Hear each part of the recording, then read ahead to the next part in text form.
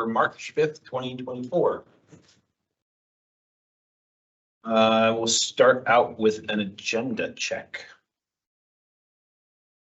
Adjustments on items from board members and the general manager. This Friday is the LCOG appreciation dinner. Number 4 given out. There's still time to sign up if you'd like to participate. The Cartage Grove Armory. Other than that, had a good meeting with the Rotary, at the airport Rotary, Rod. So thank you, Rod, for coming and supporting me on that. I think that's what I've got. Thanks. Couple items, no items.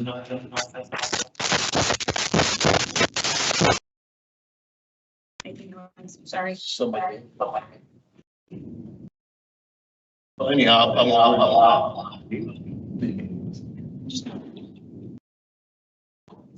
Okay. So it works now.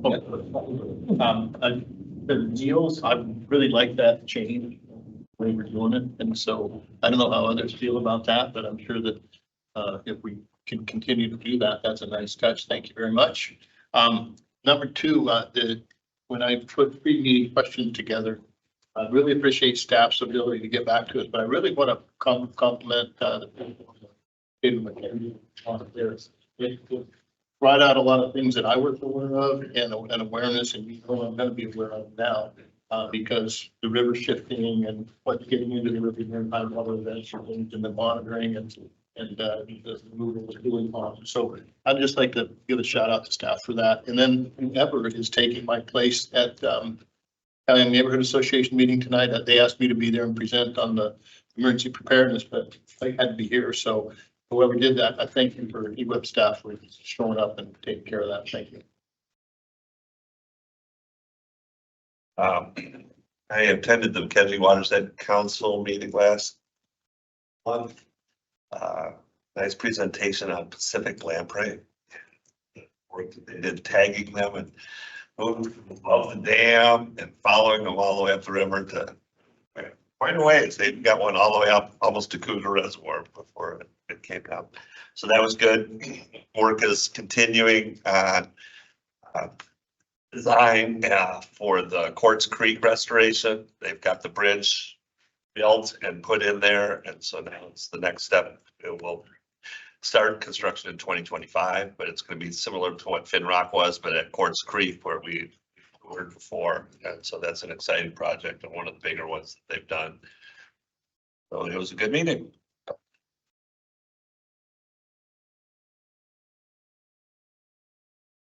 Well, first of all, welcome to Super Tuesday.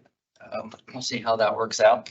I did, separate from the general manager's report, I just wanted to let you know I had a follow-up meeting with one of the U of O students who was here the last meeting, one of the journalism students, and answered a whole series of questions and really enjoyed the conversation. So really appreciated having them here last month, and hopefully we can provide some useful information for them.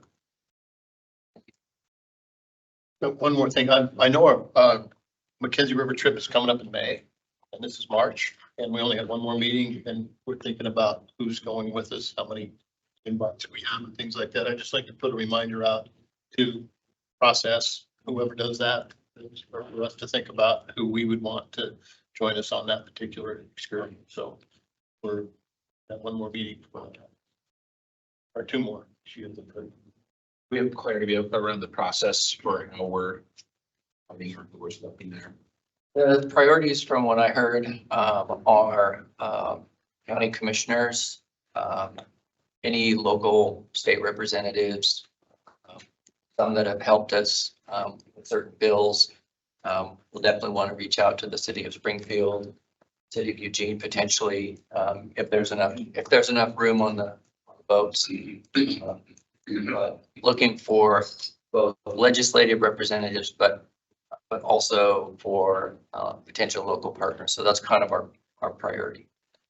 And staff, is that all covered? Thanks. Anything else? All right, moving on to public input. And before we do public input, I'm going to hit the facility and safety awareness briefing that I missed at the very outset. So just thanks to everybody who's here for the meeting. EWEB management and subject matter experts are here and in the room and virtually. And the meeting is being live streamed and recorded. For all of us, please speak loudly and clearly so everyone can hear you. I know it's important for folks listening remotely that we all speak loudly and clearly. Public testimony is welcome. We're going to go to that in just a moment. Sign-up forms are available at the back of the room. If anybody's here to sign up and hasn't yet, now is the time.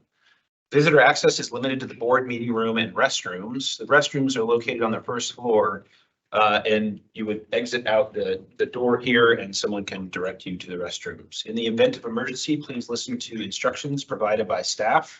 And if an evacuation is required, please proceed to the nearest safe exit and follow directions from staff.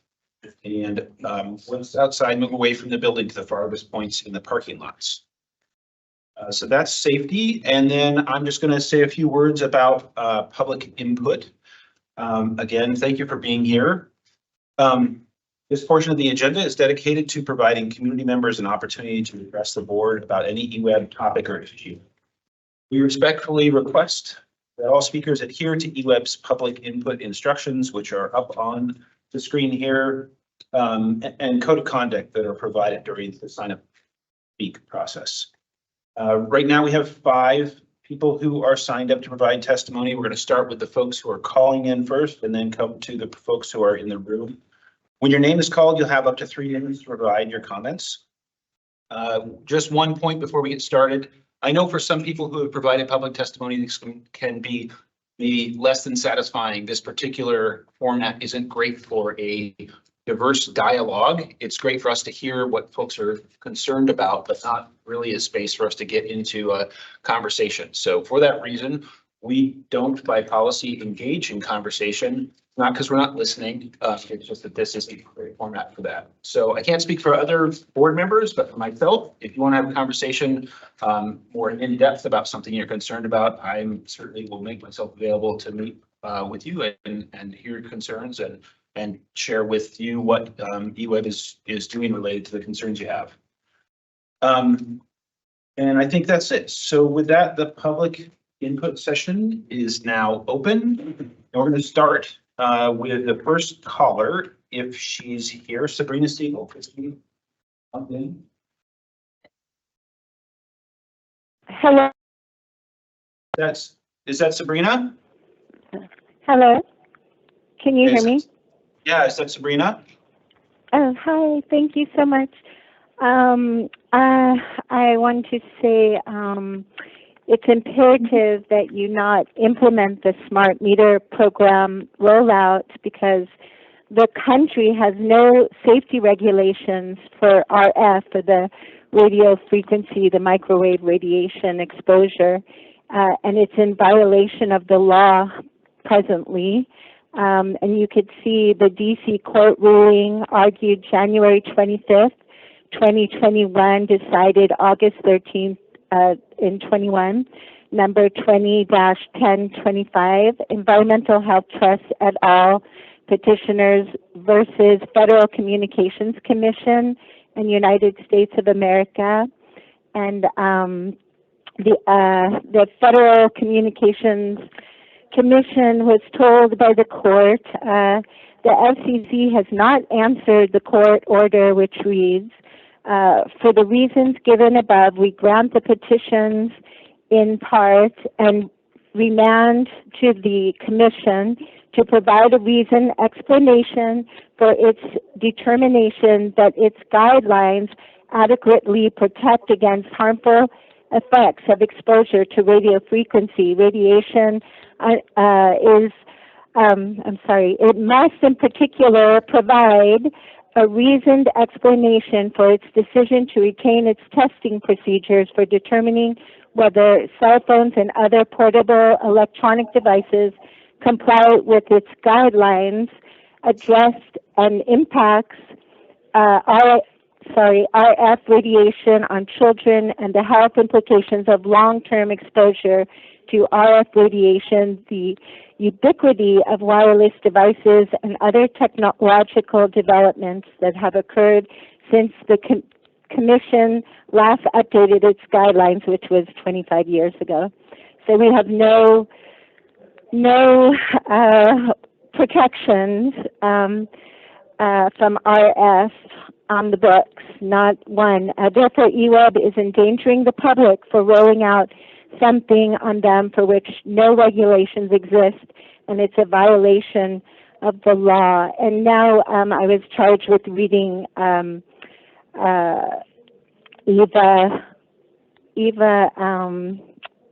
Botnick's letter. She called and has an accommodation with you. So shall I read it? Shall I go ahead? Yeah, thank you. And I'm just going to really briefly let everybody in the room know what's going on. So we had somebody who wanted to provide testimony, but who has is unable to testify tonight. And so we agreed to have Sabrina provide their testimony in their place. So that's what Sabrina's going to do now. So another 3 minutes, up to 3 minutes. Sabrina, thank you. Okay, thank you so much. So hello, my name is Eva, and I have an impairment which substantially limits major life activities and which is caused by exposure to man-made electromagnetic fields as determined by medical doctors and the Social Security Administration.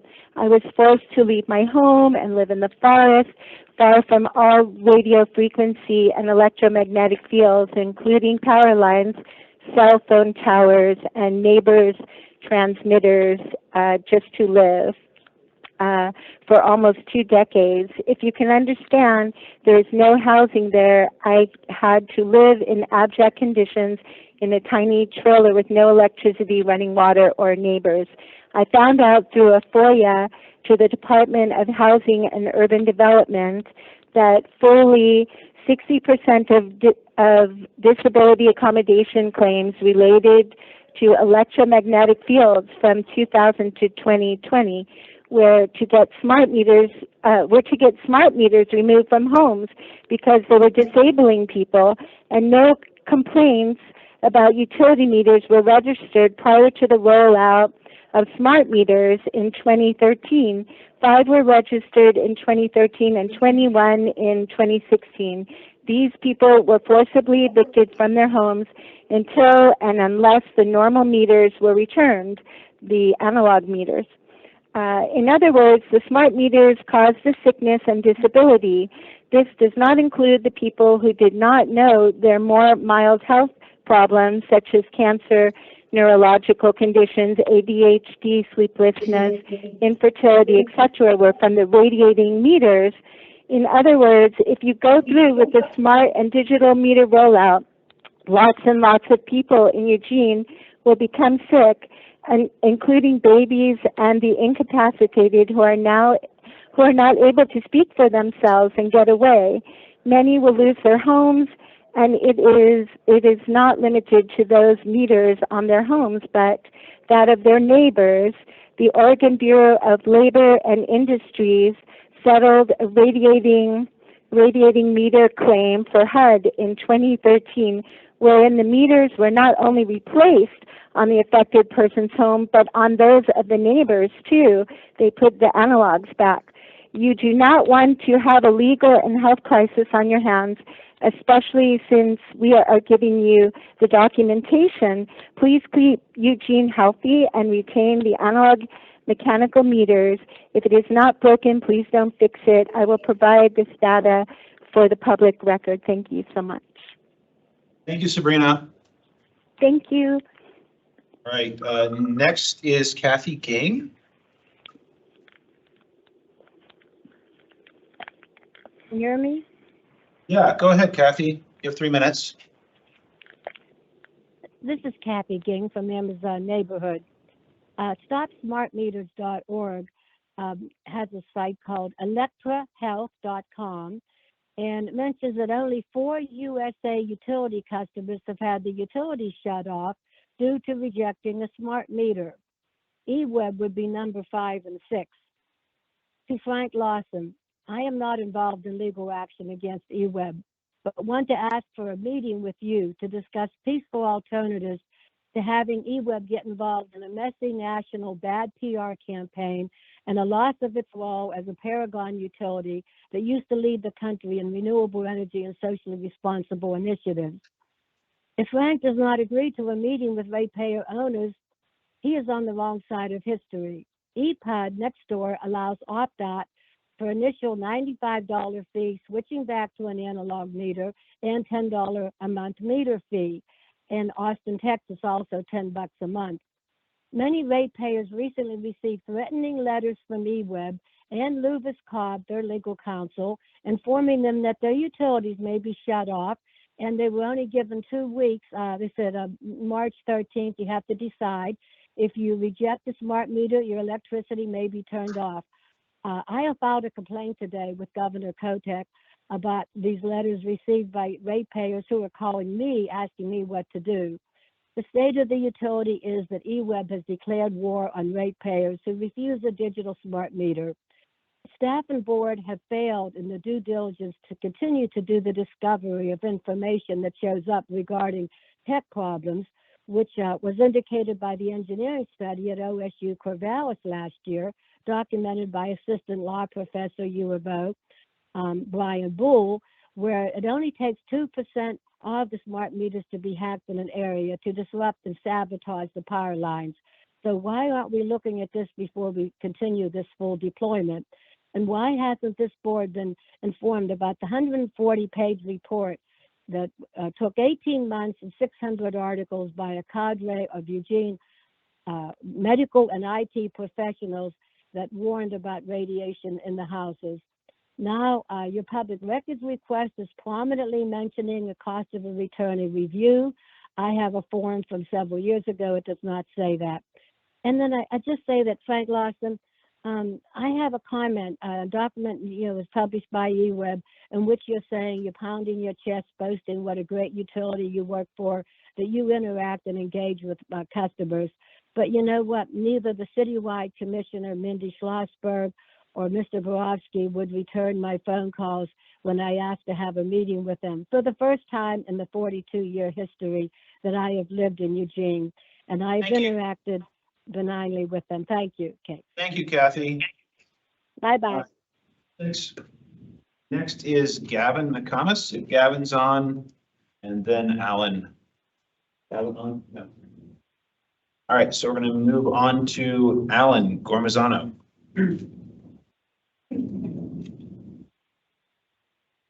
Hello again.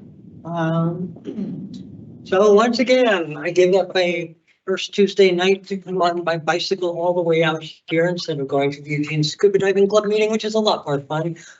The reason I'm here is I'm one of those people that's received an ultimatum, a threatening letter, that if I do not comply, I will not have electricity or services.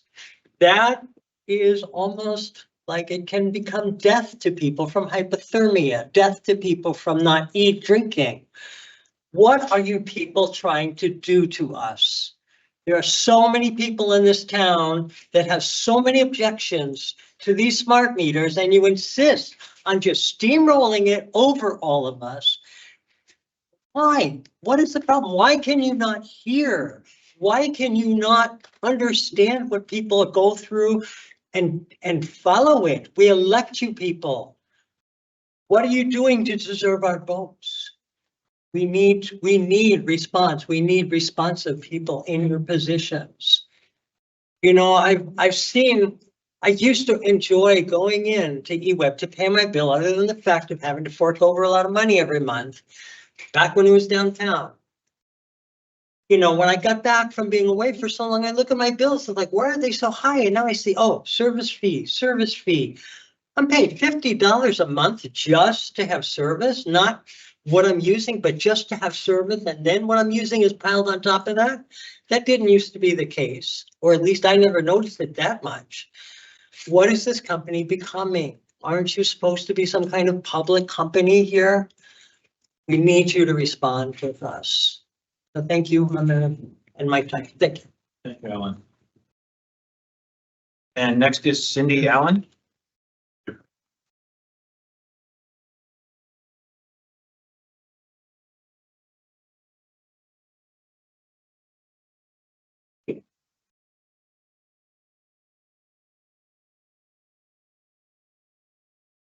California, Arizona, Texas, Maine, and other states with huge utilities such as PG&E in California have successful opt-out programs that allow people to keep their analog meters and to replace a smart meter with an analog. Lane County's EPUD has a smart meter opt-out. There's extensive video history at Families for Safe Technologies, Friends of Amazon Creek, and other internet sites that document Dr. Paul Dart's presentations to EWEB, the 2013 opt-in vote, public comment sessions, the smart meter documentary, Take Back Your Power, numerous lectures in Eugene with leading experts in RF radiation and smart meter concerns. Josh Soul, director of Take Back Your Power, Daphne Tackover, Katie Singer, and Dr. Martin Paul. Videos of these programs were sent to the EWEB board and are part of the Eugene Smart Meter record. They document health issues of RF radiation, increased inflammation, changes to the heart and brain, altered endocrine function, trouble sleeping, increased rates of cancer, etc.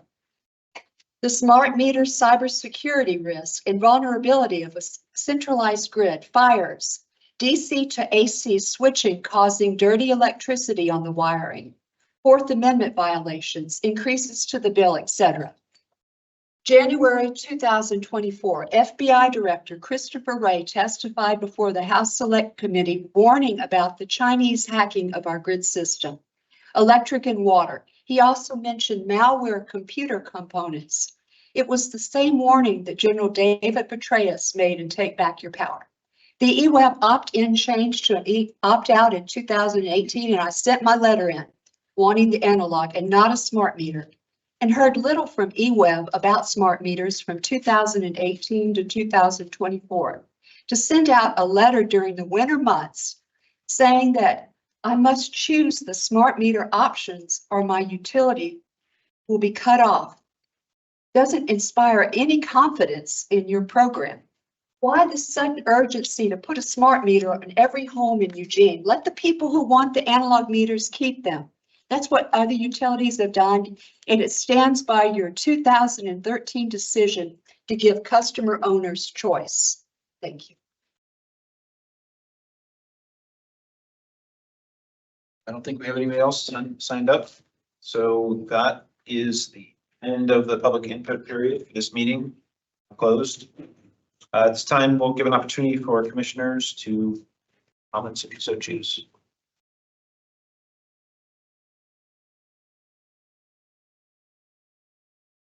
I'll just take a moment and say thank you for making the time to be here. I do regret that this is not a great spot for dialogue, but as I mentioned earlier, happy to meet elsewhere for a conversation on the topics of your interest. We've had a fair amount of discussion among the board. I feel like it's a positive mood that EWEB is providing an option for customers to get a meter that is in communications mode, so it's not using smart meter technology to send information wirelessly. I feel like that's a positive move. And that's all I have. I appreciate y'all making the time to be here. Just real quick, that policy has not changed. Voted to do the opt-out. That was a number of years ago. But people are getting places now because we actually have the stock of meters to install. And so that's where people are getting this disconnect. No policy has changed. So, thanks.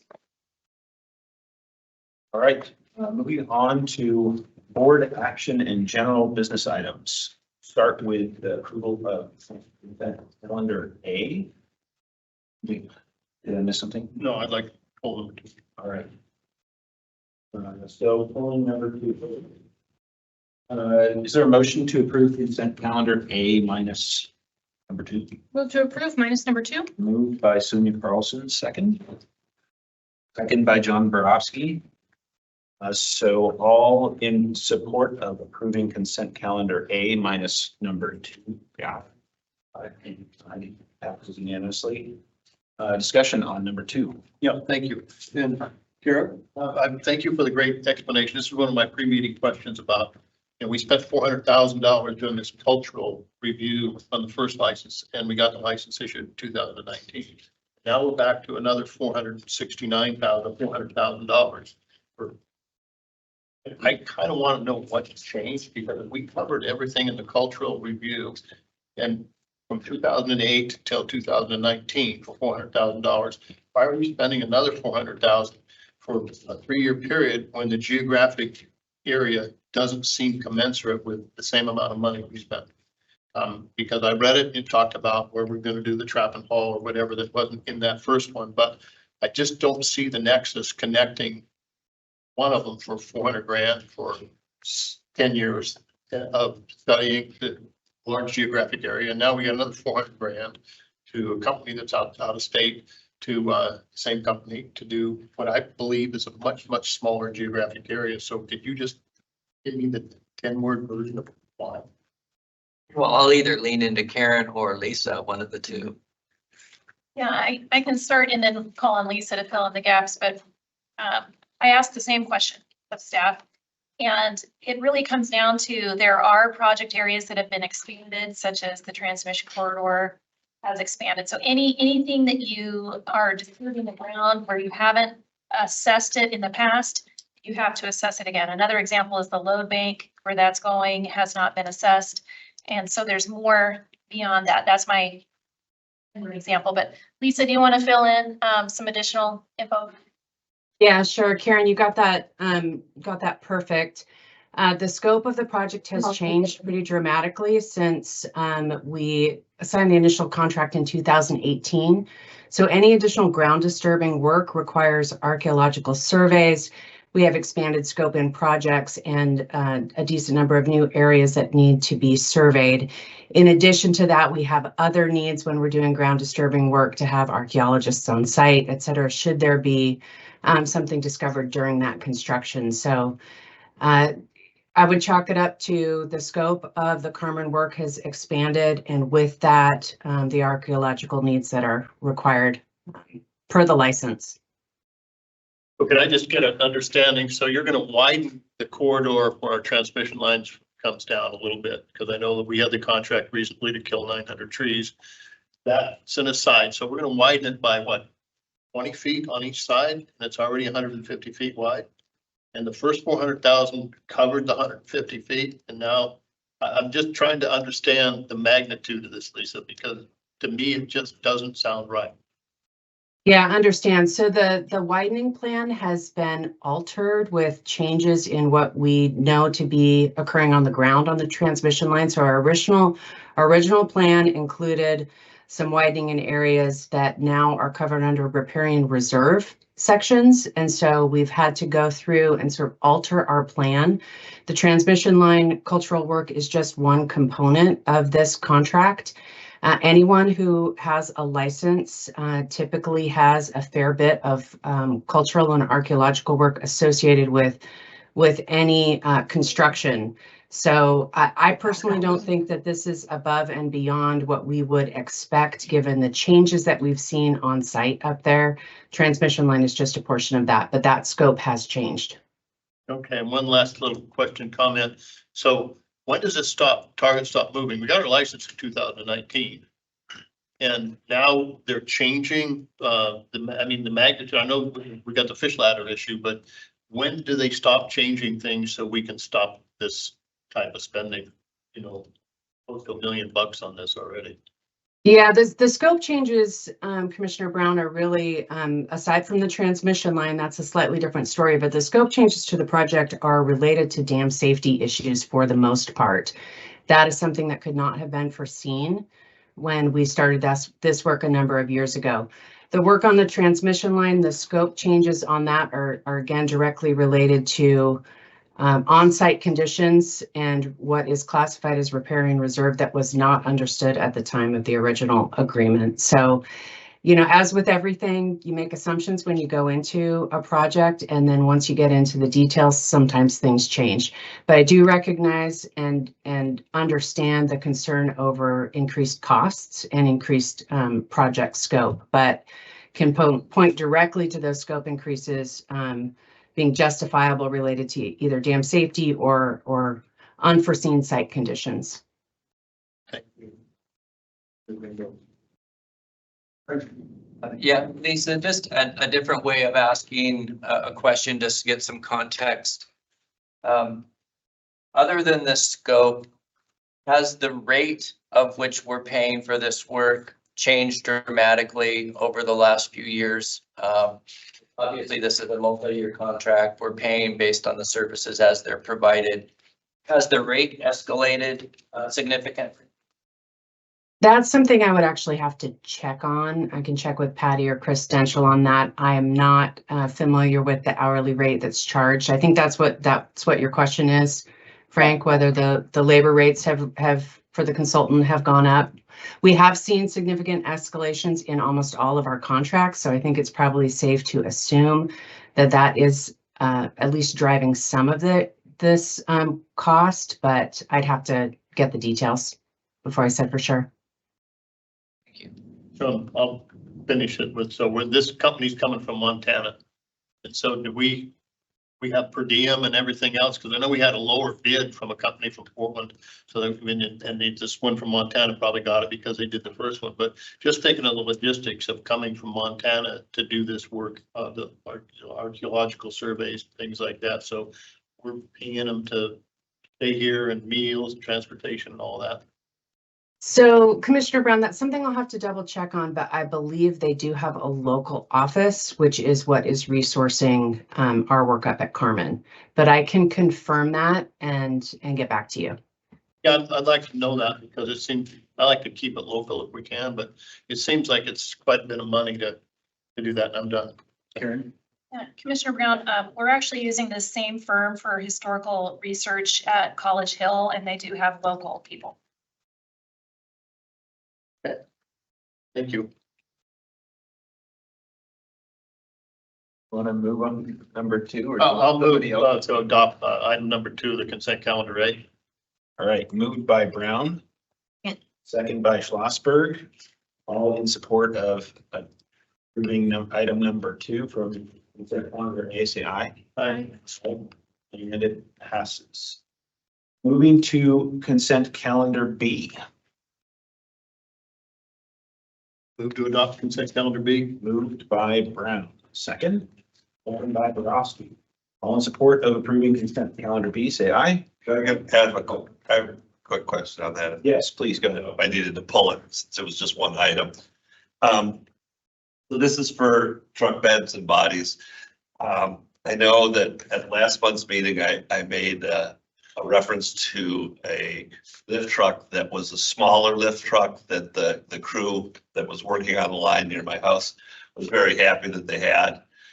Does this prohibit us from having different sizes of trucks that may be accommodating to different areas of town? It kind of says that this, standardized trucks, and I understand the reason for that. But again, sometimes standardized trucks don't always fit down tight alleys, those types of things. I'll defer to Chris to add some flavor. We have multiple different classes of trucks, and this covers one of those classes. And the pre-meeting questions covered this a little bit as far as how and why we do the customization. It creates flexibility for this particular class, but it doesn't mean it's the only class of truck that we have. Okay, thank you. Just Karen. Yeah, I don't believe that it prohibits us from other resources. That's all I needed. Thanks. So we had a motion from Brown and a second from Schlossberg to approve consent calendar B. Oh, sorry. Thank you. Motion from Brown and second. You want a second? I'll second. All right, second from Schlossberg to approve consent calendar B. All in support, say aye. Aye. Wait. All right, we're moving to correspondence, Mr. General Manager. Yes, President McCray, there were 3 items of correspondence in your packet. I'll lean in a little bit to Commissioner Borofsky relative to the meeting and with the city of Eugene. I think we've got that down. Oh, we have it later. Yeah, it made it onto the calendar. All right, never mind that. Yeah. Retract that. We also had a correspondence item on our participation with the Equity Community Consortium.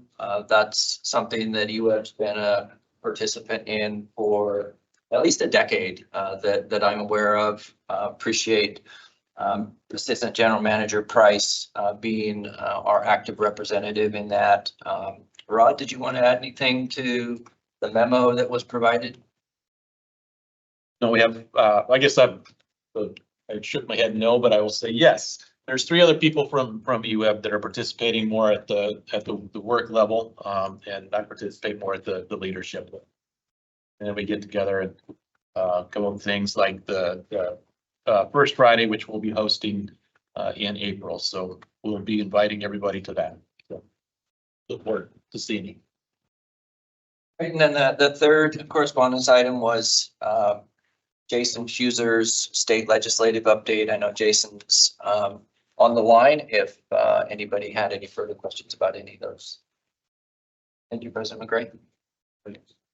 Any questions, comments on correspondence?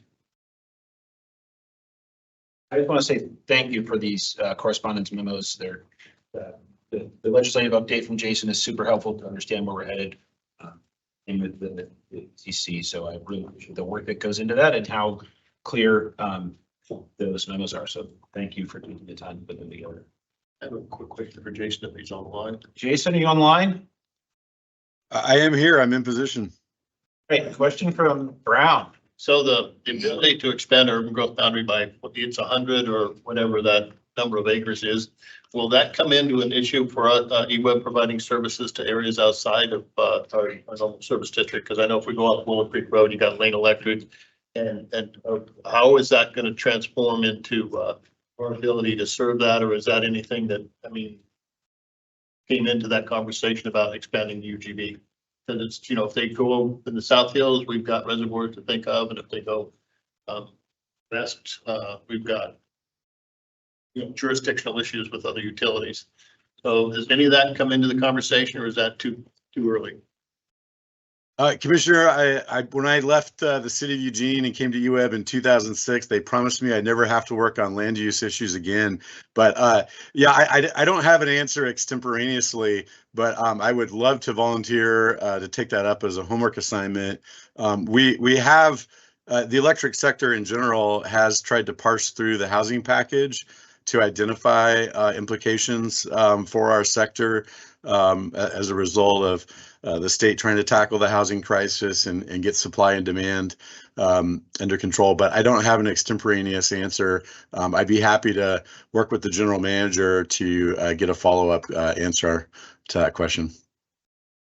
Because I think if they're serious about increasing the inventory of buildable lands, that's, I mean, they can't do anything without what we do. And if we haven't even been, you know, if we're not into the conversation yet, that takes 5 and 10 years. And that's not the timeline I think everybody's on. So I'm just wondering if, just plant the seed. Thanks, Jason. Curious on the recreational immunity, what's going on there, if you can let us know. Yeah, it's a I guess I'd call it a time limited bridge solution. So as I understand it, the deal that was struck would sort of unring the bell or restore recreational immunity, but with a sunset date. And that's sort of a way to ensure that public entities or private landowners can make their land available for recreation. This is Oregon. We love to recreate in Oregon, right?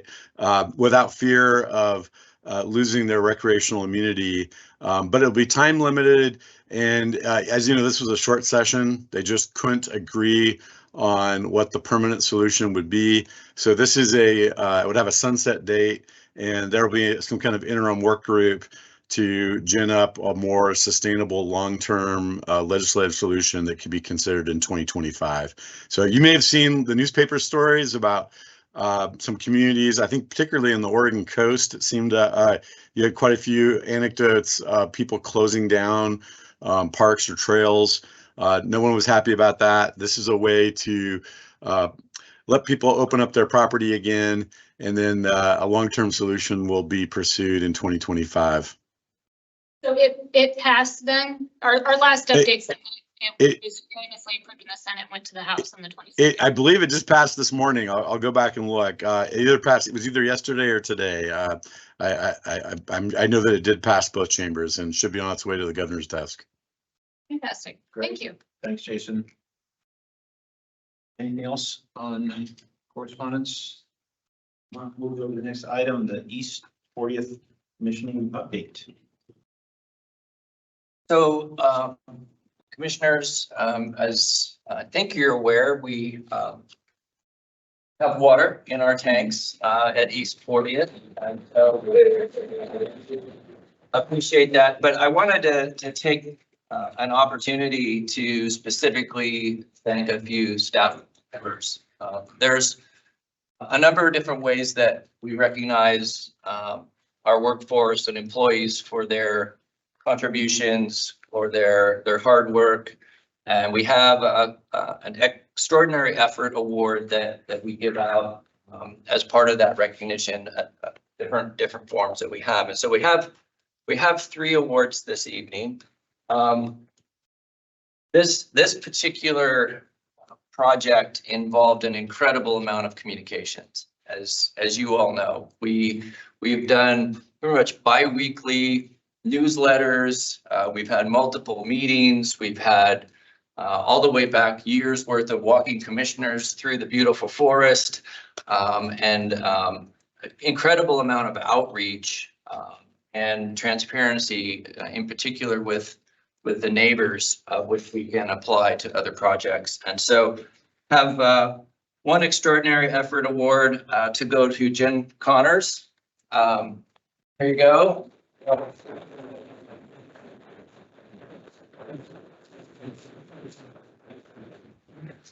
So, and there's one other, She's see here. still at the Santa Clara Water District Okay. meeting, and said a word I can't repeat here. So Oh, that she's gonna be like, the other one, well, we have a thing tomorrow, so I'm not gonna let them. Another form of recognition that we have is the general managers. It's really the highest honor at EWEB. And it's really entitled the Integrity and Achievement Award. And so the General Manager's Award is the highest honor achievable at EWEB, and it's my pleasure to present it to Laura Farthing.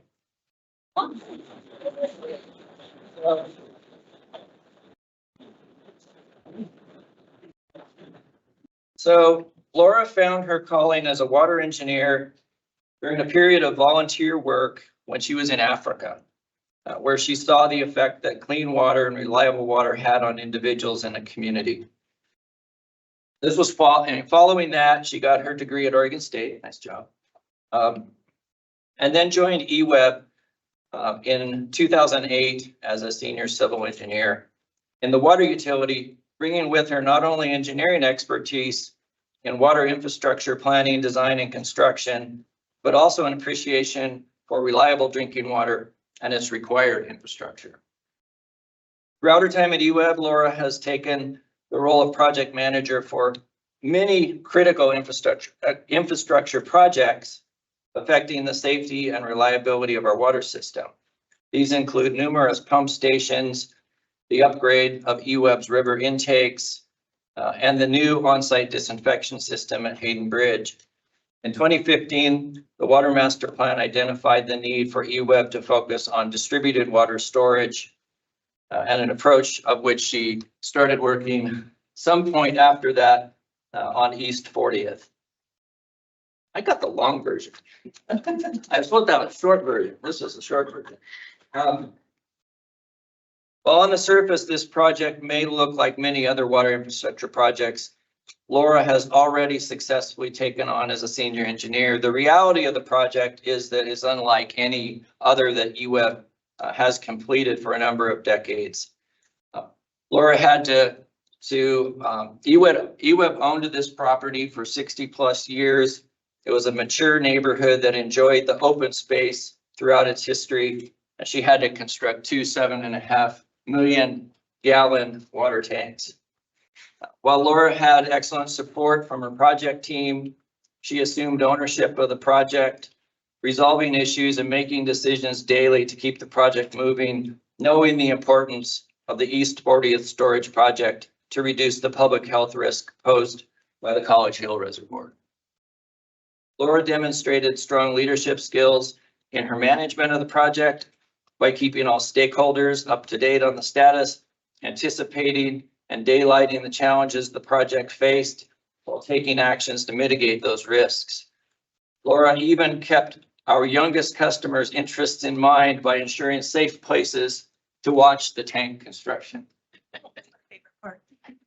Did you write this? For all this and so much more, thank you, Laura, for your professionalism, empathy, and caring, and integrity and achievement. No problem.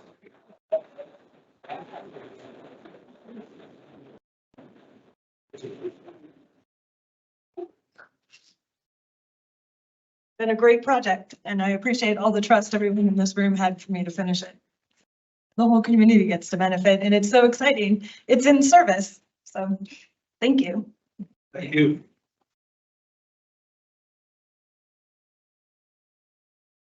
That was it, unless you want to grill her. I do, but I feel like after that, maybe you're better off the hook. Thank you, Frank, for bestowing that honor on her. As the commissioner who had to endure the tanks being built in our ward, I'd also like to thank Laura. There were several times that I went up there and visited her at the job site, and every time I would drive up, she'd be there in her boots, cracking the whips on people that were a lot bigger than her. And they listened. When she barked, she did it. So thank you for doing that. And then the other thing that I'm really happy about is that the lessons that we learned doing this will translate to our next projects coming out on College Hill and either Hawkins or the other ones. Again, the public outreach was fantastic. That's something that we heard. We'll bring it up later when we talk about our liaison with the city of Eugene. They're very interested in dovetailing with us on that because they get calls just like we do. And so again, thank you, Laura, for putting that together. Look forward to it being all finished up and done and being a thing for our South Eugene community to enjoy for decades to go. Thank you. I just want to say on behalf of, some of the little ones, I brought my little one there and it was really remarkable to get to see you in action and just see what remarkable job you did with the community to, bring people in and really make it a teachable, opportunity because it is a legacy project that we're going to enjoy for so long. So thank you. I'm very in support of you in some way. I'm glad you're doing this. I think this is the first time that I've seen us in the 7 years that I've been here actually give out this award. So it's a really high honor and I'm so appreciative that you are doing it. Thanks.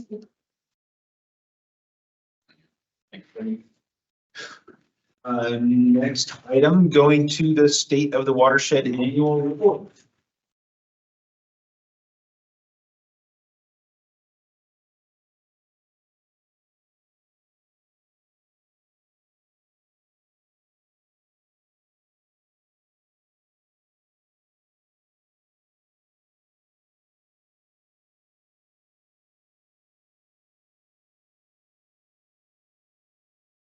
Good evening, President Gray, Commissioners, General Manager Lawson. Thank you for having us tonight to talk about the state of the watershed, our annual report for 2023. For the record, I'm Karen Kelly, Chief Operations Officer, and with me, Susan Fricky, Water Resources and Compliance Assurance Supervisor, and Mike Masters, Water Operations Manager. Wanted to start off by reminding folks that EWEB adopted the source to tap model of the multiple barrier approach to safe drinking water. And as the name implies, it starts with the source. This is how we ensure a safe drinking water supply for our community. We invest in source water monitoring and protection efforts to ensure that safety of our single drinking water supply. This investment prevents, reduces, and/or mitigates for adverse impacts on water quality in the watershed, thereby controlling costs for drinking water treatment. While it's difficult to quantify how much avoided cost we have in drinking water treatment from investing in source protection, there are many different studies that do look at this cost avoidance in specific watersheds, and I just wanted to share one. So keep in mind that, as they say, an ounce of prevention is worth a pound of cure. So one study in 2016 found reductions in sediment treatment costs and water losses alone offset 80% of the public water company's investment in watershed conservation programs, and 60% of the program's total overall costs in a 30-year timeframe. And I just wanted to note that that is just one constituent with sediment, not everything that we do try to protect from, as well as did not account for the multiple agency efforts that we have here at McKenzie, which I think is really critical, and you'll hear more about as our presentation continues. But the bottom line for 2023 is that we continue to be blessed with a wonderful drinking water source in the McKenzie. EWEB's decision decades ago to invest in source protection has led to it being a normal part of our operations. Water quality continues to be excellent. It is better upstream than downstream. Areas where we find quality is degraded is not unexpected. Our treatment capabilities are robust, but we must continue to invest in protection and remain vigilant in our monitoring. With that, I would like to acknowledge that this is our first State of the Watershed report since our leader, Carl Morgenstern, who's a foundational leader of the program, retired. If Carl happens to be listening, I highly doubt that he is.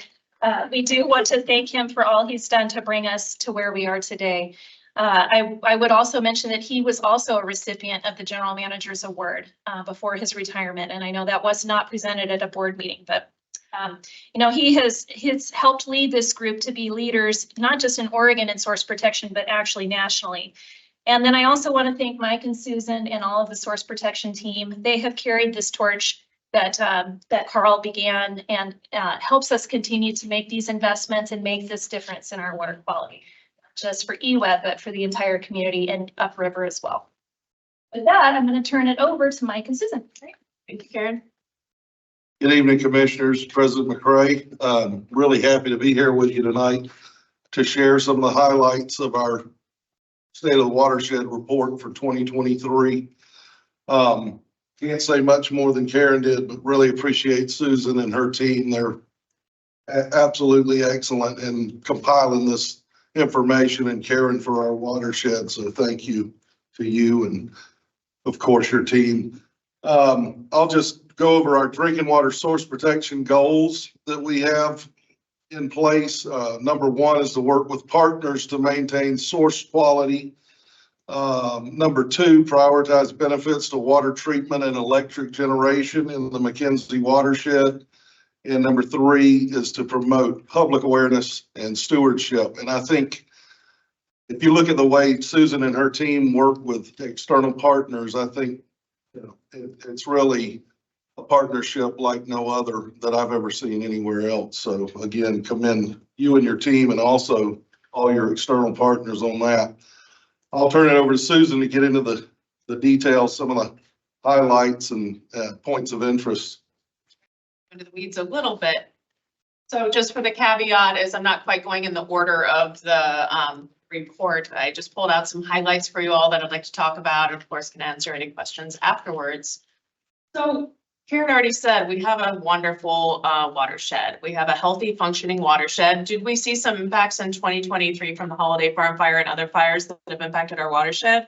Yes. Do we expect to? Yes. Generally, your roots start degrading 3 to 5 years out after a large fire. We're 3.5 years out now, so we do expect to see some impacts. And that's why EWEB has invested so heavily with our partners and why we're receiving so much funding from other agencies to be able to do these kind of investments post-fire impact up in the watershed. We also did see overall for 2023, for harmful algal blooms, the good news with that is we had very little cyanobacteria that was present in the watershed this year. We didn't see any cyanotoxins at all, so none of the toxins were present. So that was good news for our watershed this year. The baseline conditions were pretty much the same as they normally are. So where we saw the impacts were during our storms. If you all remember, we had a really decent rain on snow event in December. It was probably one of our largest ones that we'd had since the fires. And so as you can see in the slides on the, where are we gonna go? Oh, I can use the little thingy. Woohoo, let's do that. Okay, so you can see over here where we're looking, that's, you can see some of your highest. This is our total suspended solids. So it's, you know, like kind of how dirty the water is. So we definitely saw levels that were higher in that December storm event. You can see here Simmons Creek in the picture. We had a little bit of debris coming through there. We did have some banks destabilize. And again, that's why we're investing in these areas up there and doing some of our larger scale restoration projects. That's why we did lots of planning, because we are expecting to see some of this post-fire. The other thing that we saw is, I don't know if you all remember, but after April, we didn't get any rain. Normally we would have another rain event. We would have something in May or June. We pay attention to it because we want to go out and do like a pesticide monitoring, or we'd go out and grab the pesticides after people sprayed in the spring. We never were able to do that sampling. So after April, we had no rain all the way until August, and then we kind of had a little crazy summer thunderstorm event that mobilized some of the urban areas. So because we hadn't sampled any of the pesticides, we went out and grabbed a sample at a time when we normally necessarily wouldn't grab it. And we found some really interesting stuff from that sample event. So when we were out there, we found some really high bacteria and TKM levels, which is kind of nitrogen. And so, but again, this is just one sample event, and it's a time we normally don't sample. So to us, that says that's something to pay attention to. So we reached out to the city of Springfield. We're coordinating with them on a monitoring program for looking at these urban outflows. We're going to start sampling this month, monthly. We're going to look at bacteria and TKN, which is that nitrogen.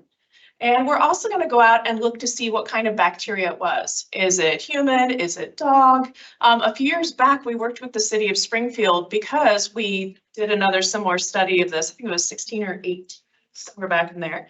And we found out that it was a lot of dog was causing the bacteria issues. So they went out and did some more education, put out some more places for dog bags, those kind of things to, you know, try to reduce that. And it was really effective. We worked with Thurston High School on it. So we're gonna go do that again for this to see what's going on. We also want to make sure there isn't some kind of like sewer cross contamination happening, because again, this was just one isolated sampling event. So we'll let you know what happens with that in the report next year. You can also provide other updates. And we're also really excited to work with the city of Springfield. They'll be doing a lot of the outreach and education once we find out what's going on. So again, those partnerships are what's so important. We also have our urban waters and wildlife program that we can work with as well on this issue once we need to do the outreach and education component. As far as operationalizing, John Brown, we have your Kaiser is pointed out. We have this lovely sod right here that was installed so that we can keep an eye on Kaiser's slough. And thank you also to Laura for helping us with the permitting on that one. We've also got this really neat system that's a database that's called Aquarius that we'll be using that'll show some of our real-time data publicly. I'll let you all know when that one comes out. I wanted to highlight our spill drill. We do a spill drill every year. This year it was on the McKenzie at Hendricks Park. What was really special about this year is that we had a bunch of folks from the Rogue River come up, and they're interested in this. They thought it was really impressive, and they actually want to take it and do a training down there and get their folks all up to speed on spill drills to be able to do spill response. So they actually want to pay for our folks to come down this summer to help train them. But that was a nice little highlight. As far as the PWP, we have over 200 landowners now with the 7-year watershed stewardship agreements. I think this is our last big planting year because, again, a lot of the stuff is regrowing naturally. We've hit most of the properties that we want to hit. Enrollment's slowing down. And right now we're trying to figure out with the Pure Water partners how we're going to strategically move from that emergency post-fire response to more of like, you know, just operations again. That's kind of the direction we're going. As far as floodplain restoration, as Mr. Broski has told you all about, we've been doing some exciting stuff this year. Finn Rock is officially done. This was a picture that I took in August when we were opening up the McKenzie River to the Finn Rock project. It's a 150-acre floodplain project. During that big rain on snow event in December, it fared really well. No wood exported out of the project, which is great. It's how we designed it. The sediment moved around a little bit in between, but not much. These projects are so important for juvenile rearing. That's our number one thing that we're missing in the watershed. So they provide lots of that, and it functioned really well in December for that. We want to grow thriving baby salmon. But then we're also there for those reds too, which is the salmon nests. So before the project, we had about 5 to 10 reds per year in this area. Just 2 months after we opened up this project, we had 65 reds this year. So this is just the first year. So we're very excited to see how this keeps working. And then we've already talked about Quartz Creek today. Thank you for bringing that one up. This was very much a partnership effort. This time, McKenzie Watershed Alliance applied for a NOAA transformation grant, and it was a $7.5 million grant that they're awarded. This time, they will carry the contracts for it, and they're overseeing this project. And one part of it was that the bridge was installed this fall. And then the implementation for this project will be in the summer of 2025. So not this year, but next year. But we needed a bridge that spanned a little bit wider so that we could do a bigger restoration project, because the bridge, I think we all went out to the field trip, was pretty much a big choke point for that. So we need to have a wider bridge. As far as septic assistance, what I wanted to highlight for that is in 2023, we were able to expand the DEQ septic assistance to go outside the Holiday Farm Fire footprint, which was really exciting. So we were able to serve other customers as well with that funding source. The difference that you see between the two project totals between DEQ and Lane County is because the DEQ funding has a lot lower income threshold.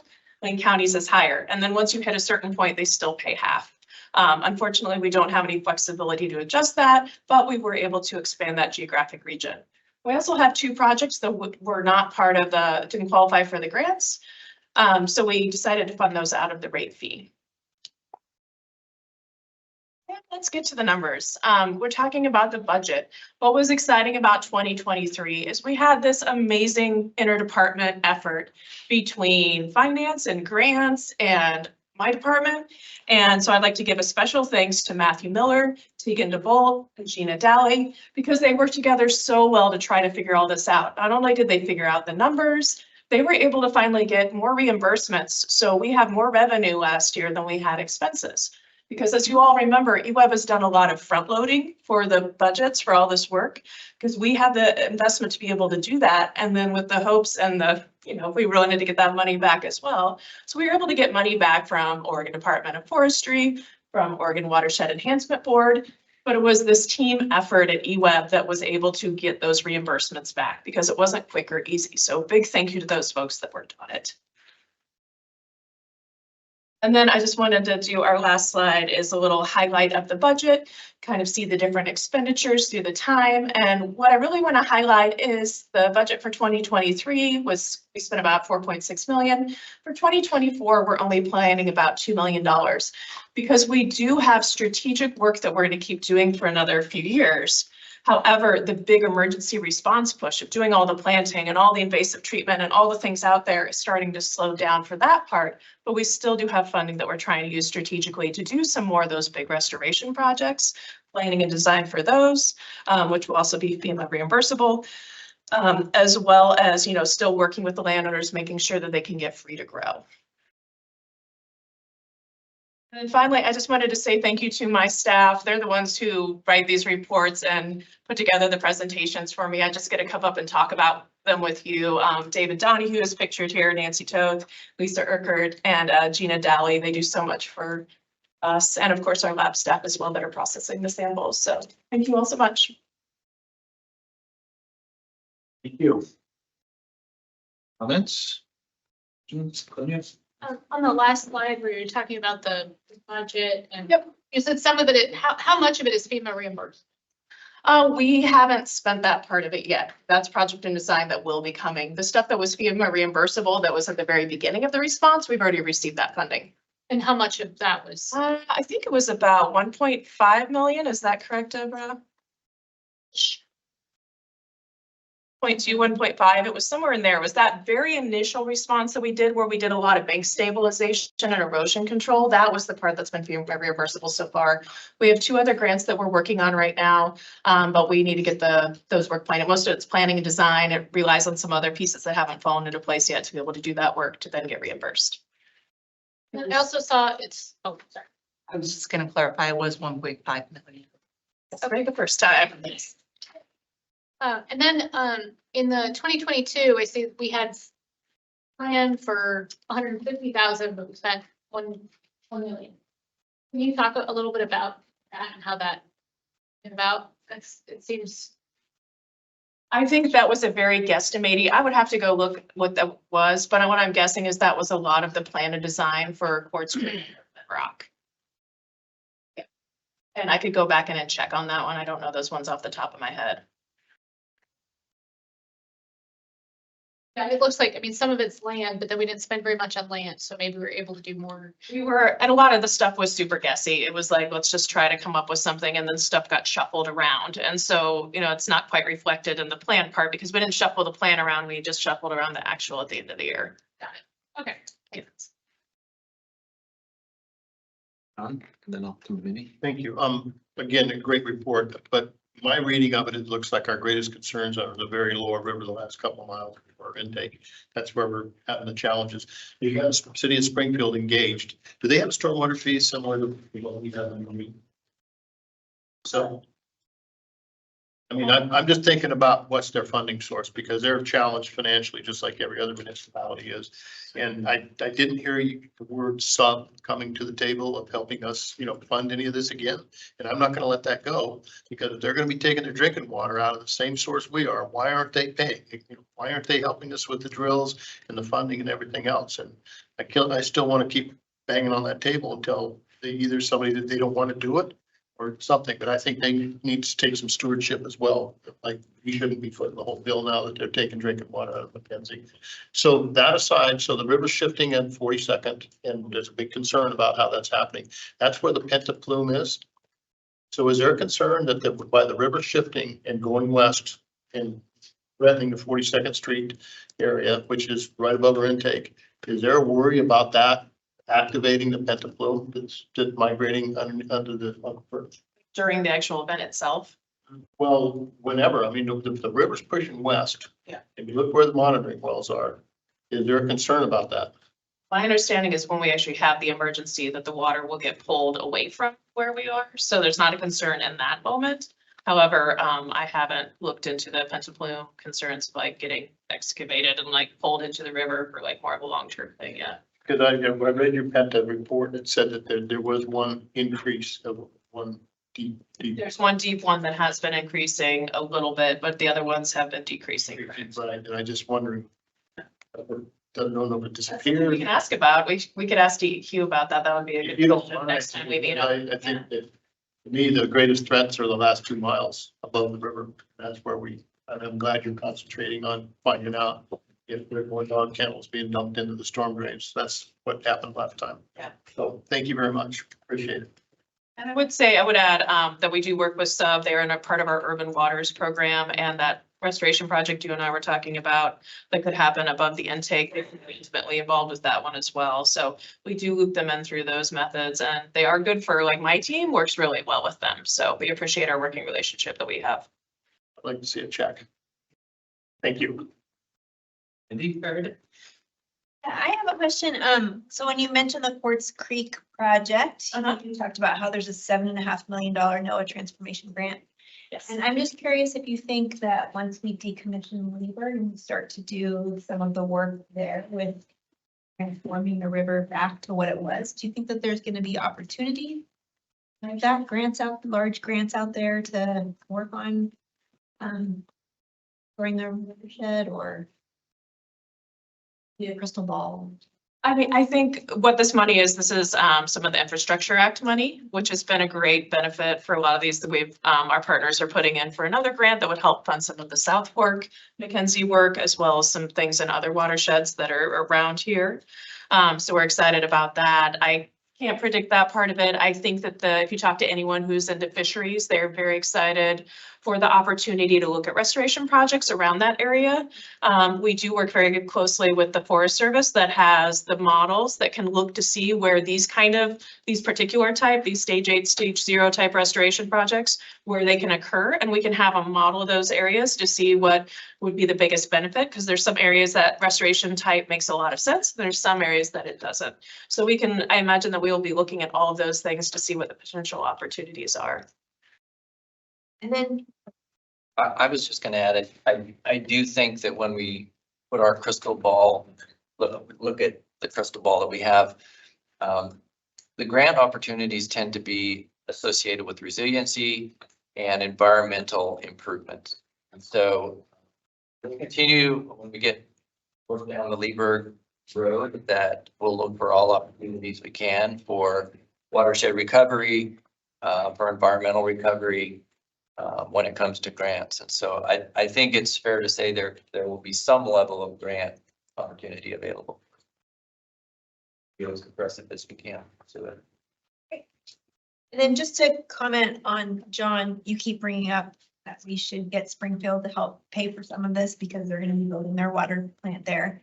I 100% agree.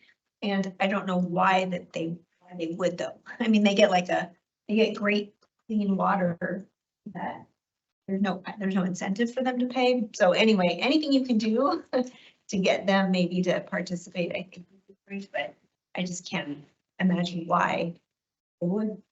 They are starting to talk with partners because, again, all these partnerships that we've built that are awesome over the years, they're starting to talk with partners about potential restoration projects that could be around their treatment plant that they're building as well. So that might be an opportunity for them to invest in some really great projects.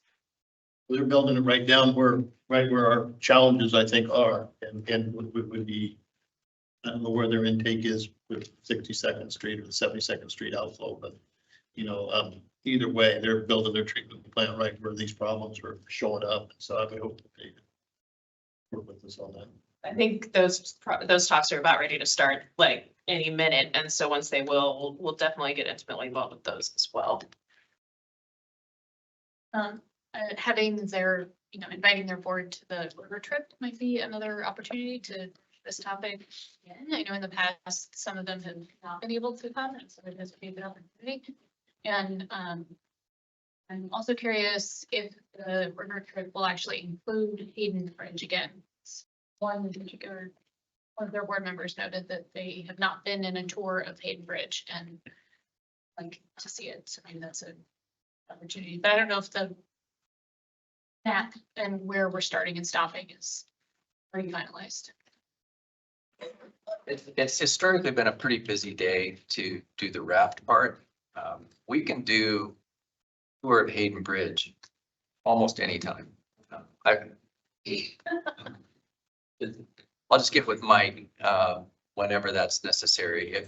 If we want to do a more organized one, where we can invite a group of people, we could pick some dates and poll the commissioners as to potential opportunities to do that, but we can certainly accommodate that. If others support. Yeah. Thanks for the presentation. I got 3 things written down, so hopefully I can get through them all. Other communities have weighed in on water quality with the drawdowns of the dams. You saw what happened with in Sweet Home and those areas.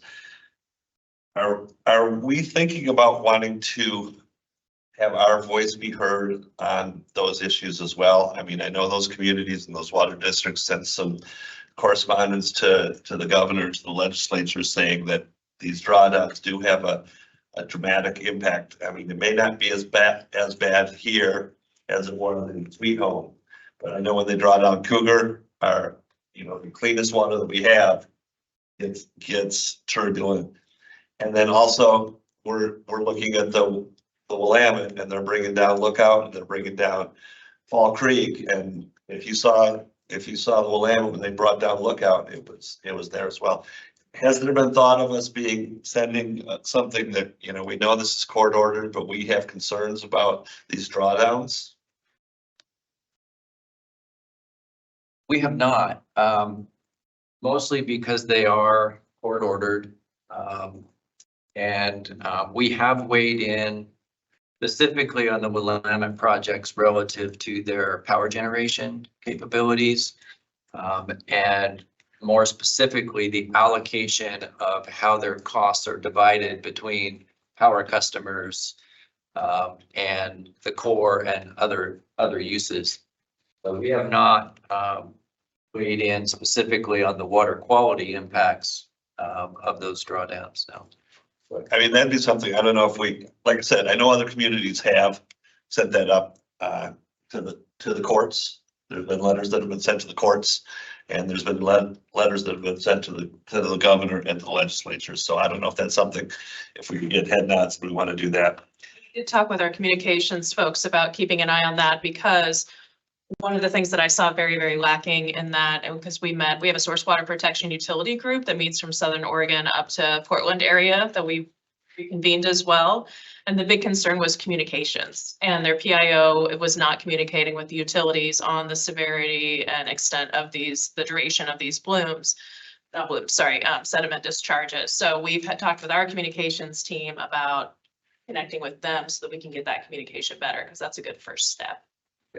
Commissioner Borowski, what we can do is take in an action item and see if there's probably most effectively through the court process to file an amicus brief or something to that effect with potentially some other partners as well to follow it forward. That's something that I'd be interested in. I don't know if other commissioners are, but that would be something that I'd be interested in. As somebody who was actually saw Foster Lake this summer, it was. So for point of clarification, are we proposing that we would write a letter just saying that we're concerned about this, or that we want them to stop the drawdowns, or what are we asking for? For me, it would just be that there is concerns about the impact of the sediment that comes out when you do a hard drop down, and to let people know that that is a concern for our source of our water source. Not that we're trying to it's me pontificating, not that I'm against what the drawdowns, the reason why the drawdowns are there, but to note that there are other impacts that were not readily seen when the judge put that in. The judge didn't know that Foster Lake was going to turn into a mud pit when he ordered that. And so I'm all in favor of trying to restore the habitat, but just letting them know that there's other impacts besides what it's doing to the juvenile fish is what I would hope to see. And I'll let that drop. I was going to, Commissioner, this is also a fairly hot topic with the Oregon Water Utilities Council. So we're monitoring, I'm active in that, and Jason Huser's active in that. So as you can imagine, it's a very, very concerning topic for the overall water community. So we'll monitor it through that group as well. And like Frank said, take an action item on that. Great. The next question I have is, this is all great, what we're doing on the McKenzie. Have we started to figure out a plan on some of these same action items that we're going to want to do on the Willamette, as far as monitoring, as far as restoration, as far as, if we're going to build $100 million plan on the Willamette, are we thinking long term enough to figure out what kind of budget we're going to need to be doing these types of things on the Willamette? Yeah, well, the quick answer is yes, we're thinking about it. I don't think we're to budgetary stage yet. You want to elaborate on some of the stuff we've talked about? Yeah, I think one of the things we're waiting on is our permitting, and to see what mitigation actions, where and when and how much are going to be required to figure out where we're going to be doing some investments. And I think that's very strategic on behalf of EWEB. Permits I heard are going to be, in by June. So that's very timely what you brought up. What we're also doing is working on our drinking water source protection plan. We met with DEQ just like 2 weeks ago on the person who works on those. So we need to develop one of those for the Middle Fork and the Coast Fork for part of this. So it's something that's, we were just talking about, it's part of my goals for the year for our department. We're starting these things. We're going to start drafting them. One of the things we go back to again is the partnerships.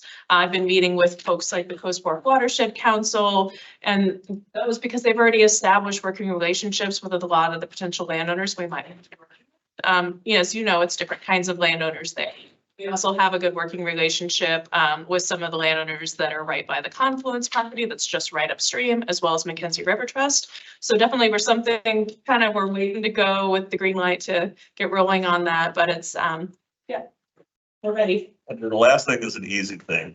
For the septic tank revamping and financing, the threshold is 300% of the poverty level.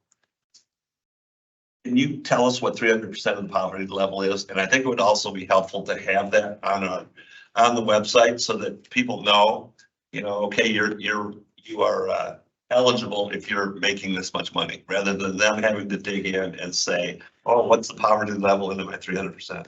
Well, so part of that, why we don't tell people, is because we have different funding sources. So we let people come in, and we've got Misty, who's amazing, who takes those applications and figure out what buckets they go in so that they don't have to have that stress. So we have funding that will help them regardless of their income. Like I said, with the Lane County, even if you're at the higher threshold, you still get 50%.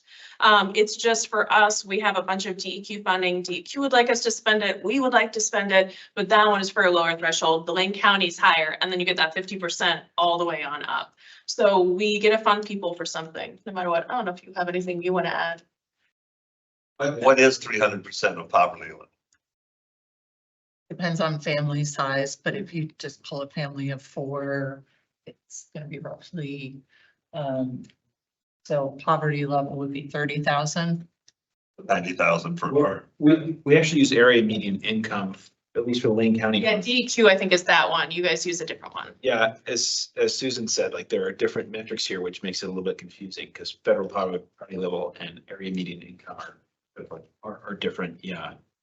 All right. Honestly, a little frustrating is they're all coming from the same funding source, yet we were required to use that lower income threshold for DEQ. And we have asked and tried to get it bumped up. Matt's been working on that actively as well through his stuff. And there's no flexibility for that. So it's really unfortunate. Okay, yeah, and I mean, I was just going through and reading through it, and it's like, okay, well, how much is that? Yeah. Right? And I'm thinking of a customer saying, oh gosh, great, I can get this thing. And, it's like when we had the EV, when we had all of the EV rebates, right? I thought, oh my gosh, good, look at it, I can get a Volt for $15,000 with all these, and then it's like, oh no, that one doesn't qualify. Oh, that doesn't qualify. That doesn't qualify. So this was something that I noticed. Thank you for.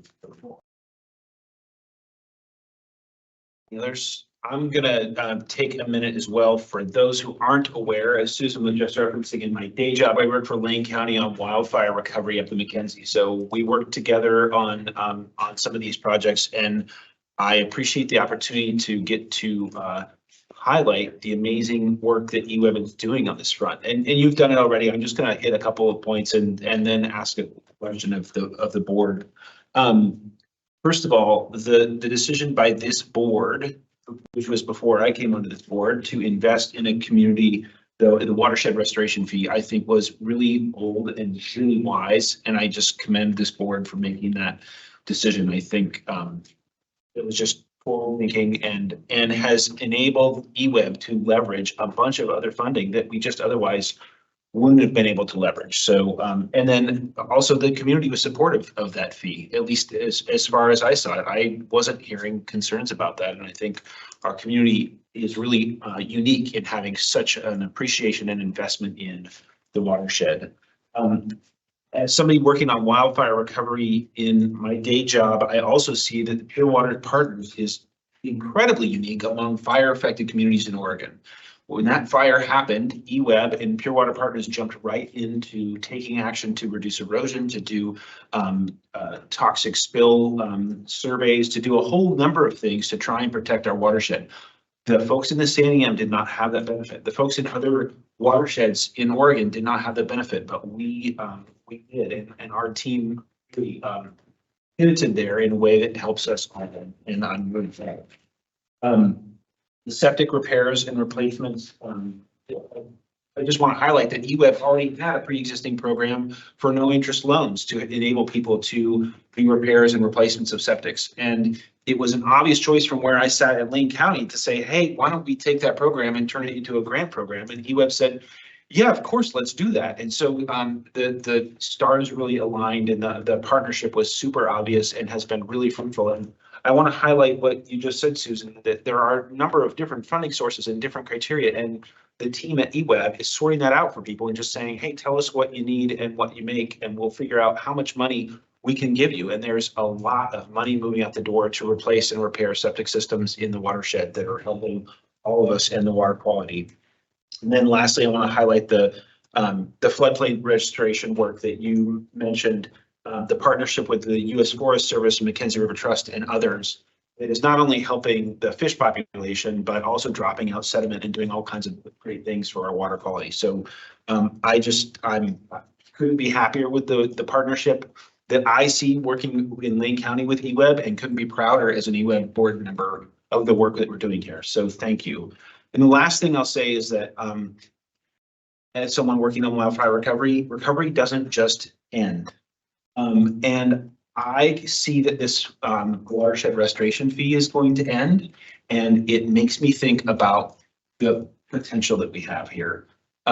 Certainly we can go there. That was the promise that the board made is, hey, it's a temporary fee and we're just going to do that. There are Investment in Jobs Act funds and there are Inflation Reduction Act funds that are once in a lifetime investments that we're leveraging right now and that are going to continue for the next several years. And so from my perspective, it would make valuable for us to consider at least extending all or some portion of that fee for some period of years. I don't know what's useful to the utility. I don't know what's reasonable to expect of our customers. I would look to staff to suggest something if that's something that the rest of the board feels like would be valuable as well. And I would also offer that as we're looking at watershed protections up the Willamette, that perhaps we use some portion of that funding to help make a lump sum investment up the Willamette as well. I just want us to consider that as a group. I know I didn't bring this up to anybody beforehand, so my apologies. I should have. That would have been far more prudent, but I just want to put that on the table that I at least would be supportive of a proposal from staff to think about how and when and to extend that fee if that would be valuable from the organization's perspective. That's all I have. You looking for head nod? Yeah, I'm looking for head nods. I see one over there. Yeah, I just want to make sure that if staff takes the time and effort to consider extension, especially for the Willamette, that it includes the wholesale water people like Benita and River Water District and all the, where we sell bulk to Willamette water and everything, so everybody's paying. Is that a head nod from you? Yes. And a head nod from you. Yeah, just a clarification. I'm viewing this that staff will take back and do an assessment. Where are we at? How do we potentially provide some options to go forward? This particular fee was created because we needed to pivot from source protection to source recovery. And so it had a very specific purpose, which is the reason for driving the timeline the way that we did. If the commissioners simply want to look at how we develop and expand the budget in particular for this kind of work to facilitate the kind of investments that you're talking about, there's a number of different methods that we can look at there, from just rate basing it where it potentially could have impacts on contracts, for example, or we could look at how we want to create a fee structure. But it was created by a board for a specific purpose. And at some point, I think we're about 2 years away from the end of that particular funding source. But we can bring back some potential ideas for the board to consider. John? So didn't the Upper Willamette Soil and Water Conservation District get on our property tax bills 2 years ago? And so we're paying, and I've understood that they've got millions. They're online. Yeah, they're online. Yeah. And so they've got millions of dollars, and I don't know if they've got restoration projects, but to me, that just the name of the organization would imply that there may be a revenue source and or a partnership there to help us work on that, because that's going to be part of our property taxes from now on, and it's just for that particular. We have quite a bit of money. And they're involved. I mean, they work really well with the McKenzie Watershed Council and the Long Con. They're in there. They're excited about doing the work. They've been, on a shoestring budget for years and years. And then when they got the tax base, they were like, wow, we can really make a difference. And they're excited about it. At least That's my understanding as well. They are part of our Pure Water Partnership. They've also just recently joined the Upper Willamette Stewardship Network, which is the coalition of all the Watershed Council nonprofits, McKenzie River Trust, and I think, and they just joined that as well. What they're trying to make sure, from what I hear, is their tax base covers their whole service area, which includes not just the McKenzie. So I think partnerships on Upper Willamette would be good as well for that. They've been working with a lot of smaller grants right now, and we're working on that. No, I guess from my perspective, you were talking about the kind of unique pivot to recovery, which I very much appreciate, the time sensitivity there. Maybe it's just around trying to provide resources to help us leverage the IIJA and IRA funds that are unique and also time limited. President McCray, I really appreciate the fact that the board recognized the necessity to do this with the sense of urgency that was really thrust upon us in late 2020. And so being able to leverage that in the immediate, just from a funding and a cash flow perspective, was important. But then to take that and leverage that into Pure Water Partners and the ability to gather more grants and collective grants through the partnership was another benefit. So I just want to make sure that what we're presenting back to the board has a very clear purpose, and that we can coalesce with the board around what that purpose should be. The funding sources can then be created to support that, and a fee is just one mechanism. Whatever can get us anything that we want after that.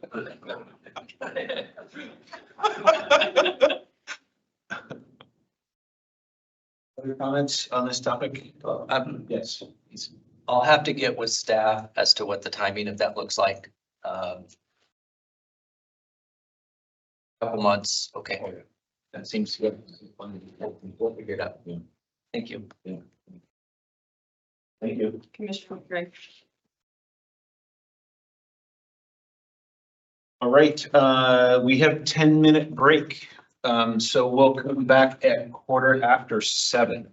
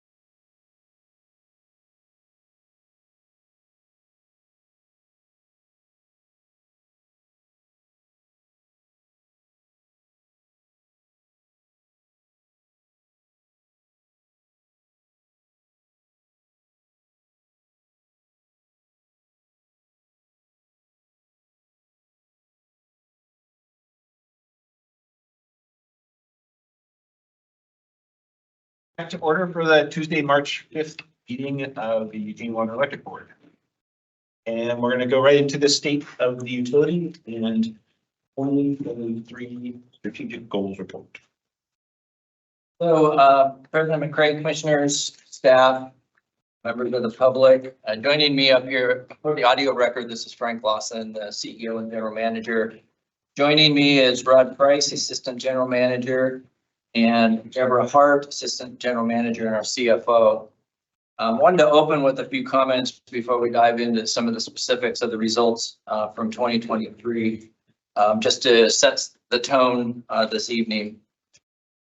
At a time of turbulence and political polarization, I'm proud to work for an organization that places high regard not just on what we do, but how we do it. We attempt to operate in a manner consistent with our values of safety, reliability, affordability, environmental stewardship, respecting our community and our culture. That starts with you, commissioners, and we thank you for your service and your respectful way of providing guidance and oversight. EWEB is a strong organization because of our people, past and present, including boards and staff, who have had the foresight to make prudent decisions and investments on behalf of our customers and our community. We are a confident organization, one that has the conviction to make and see through tough decisions, working for the collective good of our community at large, while also recognizing the need to acknowledge and learn from our mistakes, be more dynamic and nimble, looking for opportunities to continuously improve. For example, EWEB completed 57 continuous improvement projects in 2023, not to mention and including the EWEB Enterprise Solutions, EES project, that in itself is a continuous improvement and modernization program. As for a few highlights from 2023 over the past year, we codified our commitment to resiliency, including the ability to mitigate the impacts of disruptive events through our planning, investments, response, and recovery. We didn't know that was going to be tested so soon, a couple of weeks ago. Being resilient isn't just about infrastructure. It's also about money. It's about workforce. It's about information and the resiliency of our decisions. Resiliency is becoming a one EWEB rallying cry and part of our everyday thinking. From a workforce perspective, I'd like to thank the team, including the IBEW leadership, union membership, and members of the EWEB bargaining team who completed a new collective bargaining agreement in 2023. Another highlight of 2023 was a commitment to and a recognition of the importance of diversity, equity, and inclusion in our success. Up front, the policy directly states why this commitment is important, highlighting the benefits necessary to effectively fulfill our mission. EWEB has challenges, increasing risks from climate and a hard to navigate regulatory environment, aging infrastructure, supply constraints, and at times scarcity, changing energy markets, cyber and physical threats, inflationary pressures on materials and contractors, and a tight labor market are just a few. But with challenge comes opportunity, and the people of EWEB are poised to continue to fulfill our mission, whatever the environment, with intent and purpose. Navigating the tension between focus and scale that comes from being a little big utility with lots of complexity and lots of choices. Communications are critical to how EWEB operates. I can't express more my gratitude to our communications department for their growth and success in 2023. For communicating the complexities of an integrated resource planning process, to the Lieberg decommissioning decision, to East 40th, to College Hill, to rate increases, and to internal communications, to the list goes on. Sometimes we self-create problems for them as well. The quantity and quality of their outreach achieved a new level in 2023. EWEB has two drivers of our culture. One for those who fulfill our daily mission, keeping the flow of drinking water, electrons, money, and information. And another for those who are committed to ensuring that we can continue to provide these services next week, next month, next year, 20 years from now, all while navigating the multitudes of threats and changes of which we are presented. Commissioners, I'd like to close by thanking all of you and all of the EWEB staff for how you conduct yourselves. You are fostering a culture of intentional actions and outcomes, continuous improvement, and diverse perspectives that is respectful, equitable, and inclusive. You are all dedicated to your public service, your professions, the local governance model, and your commitment to serve our community. If I appear confident in EWEB, it is because of the people in which I have the pleasure of working. Thank you. I think now we'll get into, we'll transition to the operational results for 2023. In this report, Rod and Deborah and I, with the support of the executive team and subject matter experts, will provide more details on some of the specific noteworthy results from 2023. So that was the picture that was supposed to show. Just so you can catch up, but a lot went on, and really appreciate commissioners and staff for all of your support in 2023. Rod, ready to continue? Yeah, sure. So obviously there's a lot of stuff in this report. I think it's always a challenge. How do you present this kind of information and have it sound fresh and different? There's a lot of details going on. So we talked a little bit about the presentation, and so Deb and I are going to talk about the goal number one, basically, and how we're going to talk about it is through the values. You know, the mission at EWEB is to deliver drinking water and electricity for the vitality of our community per our values, right? So we're going to, at least what I'm going to do is highlight some things through those values and hopefully just catch a few of the things that Frank did not catch. So one of the big values we have is safety. And it used to be safety was thought about as, you know, your physical safety. And that's still a huge part of what we do in our company and our culture is take care of people's safety. And so we have some external markers that tell us how we're doing in that. So the OSHA DART award, for instance, we're at really basically our all-time low for the DART measurement. So there's more about that in the report. But we also get some recognition from our insurance carriers like SAFE. We also get awards from EWEB and APPA for recognizing the whole holistic safety picture is what we do now. It's not just the physical safety, it's the mental piece and the engagement and these things that are important across the board. So just as an illustration of that, in May, coming up is Mental Health Awareness Month. And so last year, EWEB initiated a program, an awareness program through Workforce Services to bring messaging out to the employees about mental health. And so what to do, what to recognize, and how if you're feeling mental health stress and issues. So one of the things we did notice in 2023, the EAP or assistance counseling utilization went almost double from.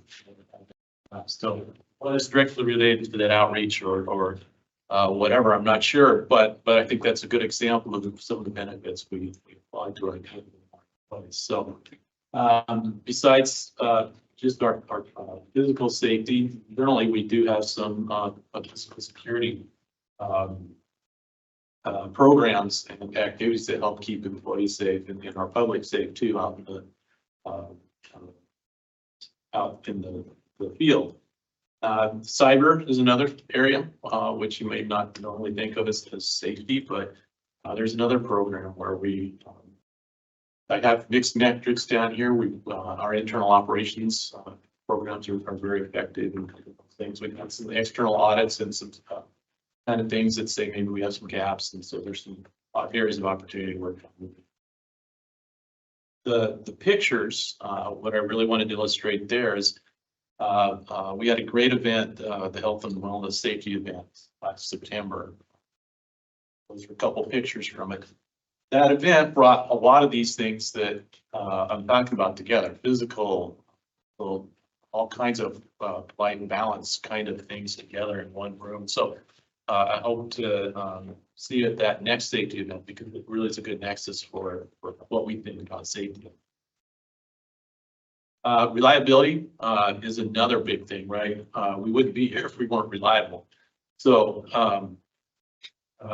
Karen talked a little bit about this, the source to tap kind of the model, and she's brought this in and expanded it to electric as well. So we talk about reliability, and we normally think about reliability as you know, how does our customer receive our product, and how do they get services, and some of those things. And so I just tried to pull out some of the things from the report that illustrate, you know, we are very responsive in outages. We're beating national averages.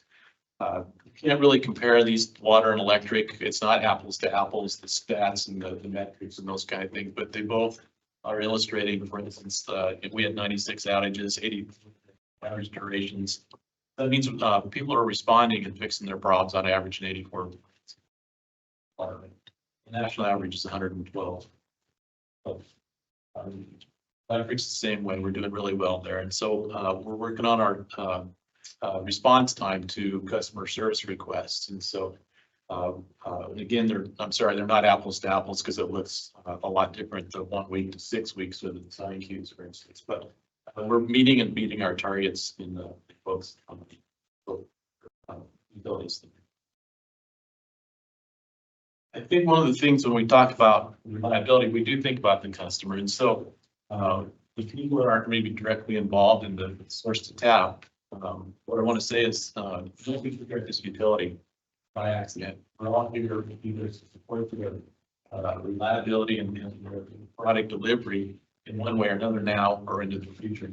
Frank mentioned that and talked about resilience. So there's a lot of things going on. We want to be reliable and to our customers unless we're reliable to ourselves. And I think this, if you look through the quarterly report and the year-end reports, you'll see lots and lots of information that tells us how good we are doing for ourselves. And I just picked a couple departments, CSAs, for instance, just the work that they've done over the last 3 or 4 years and improving how they answer calls and the methods they do and adding FTE and all the things that they're doing. You know, if you want, the report kind of shows the historical improvements over time. Fleet's another one. This not necessarily some of the stuff wasn't in the report, but we can't do anything about vehicles, right? We have 263 vehicles, but nothing happens without vehicles. And it's just a good illustration that they're so good at what they do. I mean, 183 million gallons of fuel. That's crazy. Most of that's biofuel too, so we can get into that a little bit. But I just want to say, kind of like Frank, a good shout out to everybody. All here for a reason. Everybody's doing good work. Last one I'll touch on is environmental. Our values around preserving our watershed, which we heard a lot about. That's off to that program. Our role in reducing greenhouse gases. We last year completed a climate guidebook. It's already in Rev 2 process right now. So that's another really a very useful and helpful document. It's a great reference. I use it. Just another example of the environmental product line. We had 163 solar projects, and sometimes we hear we don't do solar projects, but we've done a lot of them. We're spending 1.5 times the amount on EVs this year that we did the previous years. Our fleet reduced its greenhouse gas emissions in 2023 by 1,300 metric tons. And even down to the what I thought was really interesting, the Hayden Bridge talks about they've increased their efficiencies to reduce their carbon footprint. The other I thought was really interesting, was the leak detection highlights. 162 million gallons of water was saved through the leak detection program. So that's just, some of the benefits of the smart meters, on the water side. You convert that to cash, that's roughly $500,000, from a perspective. Don't quote me on that because it's a funny money kind of thing anyway, but, it just gives you some perspective on how much water that is and how much that's saving customers and how much that's reducing impact. So the energy efficiency programs, 107% of our target, 14.3 megawatt hours total saved. So that's great news. These programs are effective, doing well. So those are just some of the examples, and I'm going to turn it over for to talk about money, of course. Usually they don't let me run this, so bear with me. So while the results are still preliminary, our annual audit is underway and those final results will come to you next month at our April board meeting. Both utilities did finish the year with a solid performance. The electric utility had favorable net income to budget, as did the water utility. Reserves are strong for both utilities. With the exception of rate of return, all metrics are within board target. The rate of return on electric was due to the poor water year that really significantly lowered wholesale revenues. The water one, though, is a really good story in that we had a bunch of our expenses, which do show up in the rate of return, offset by grant income that does not.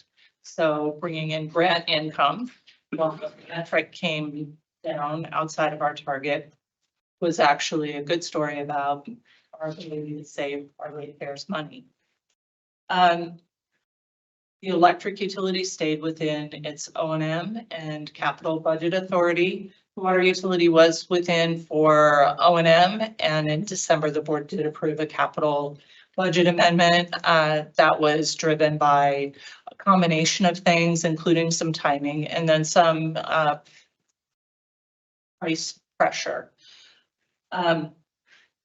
Both utilities really are experiencing rate pressure, and that's being driven by things like increasing regulation, ongoing supply chain issues, the significant investments that each utility is making in its infrastructure, and that inflation did not cool as fast as the Fed had hoped for or had forecasted, really. There were rate increases that we did implement in 2023, and it averaged 3.25 for electric and 6 for water.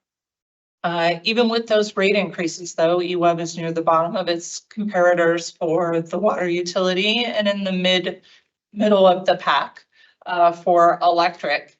And as we look back to 2017, which is when we first started calculating the utility burden, our utility burden has fallen from 4.6% to 3.48%. And that really is coming from working to control costs because our local income is not, it really lags behind our comparator communities.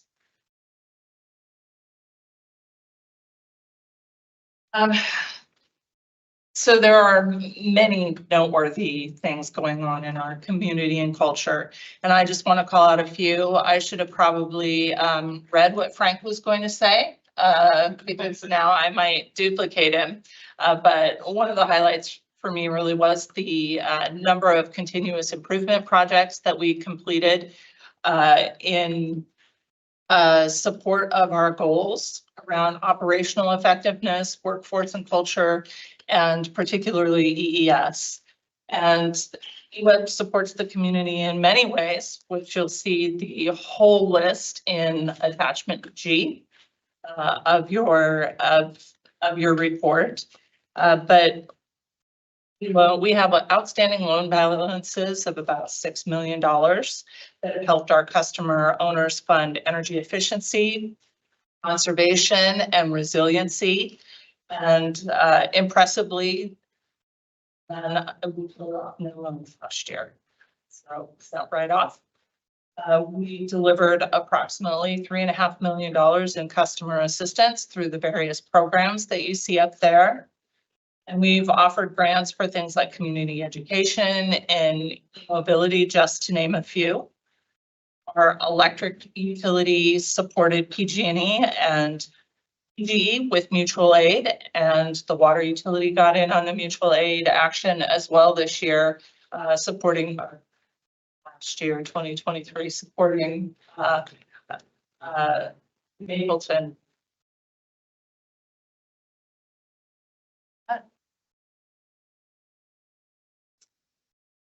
Hey, Deborah. So specifically, we've gone through and identified the areas of the goals that you all assign us and approve at the beginning of the year. And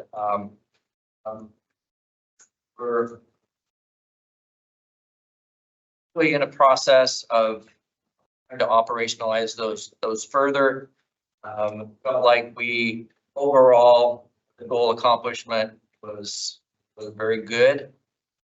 There are a few areas where we didn't feel like we made as much progress as we would have liked.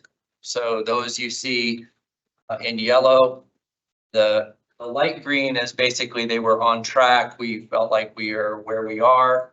And then if an item is dark green, that's where we felt like that's completed and now we can move on to something else. And an example of that was the collective bargaining agreement that was signed March of last year. Rod and Deborah just highlighted a little bit about goal number 1, which is operational effectiveness. The first 2 goals are really about establishing the fundamentals of an organization. If you are not operating very well day to day, it is really hard to work on strategic items.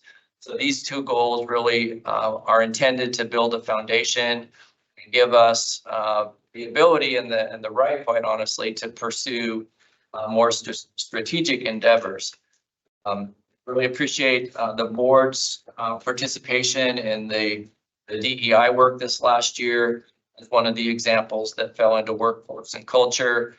We did do an employee engagement survey at the beginning of the year, but identified a number of different action items, highlighted where we feel like our employees are engaged and where we have opportunities to continue to improve.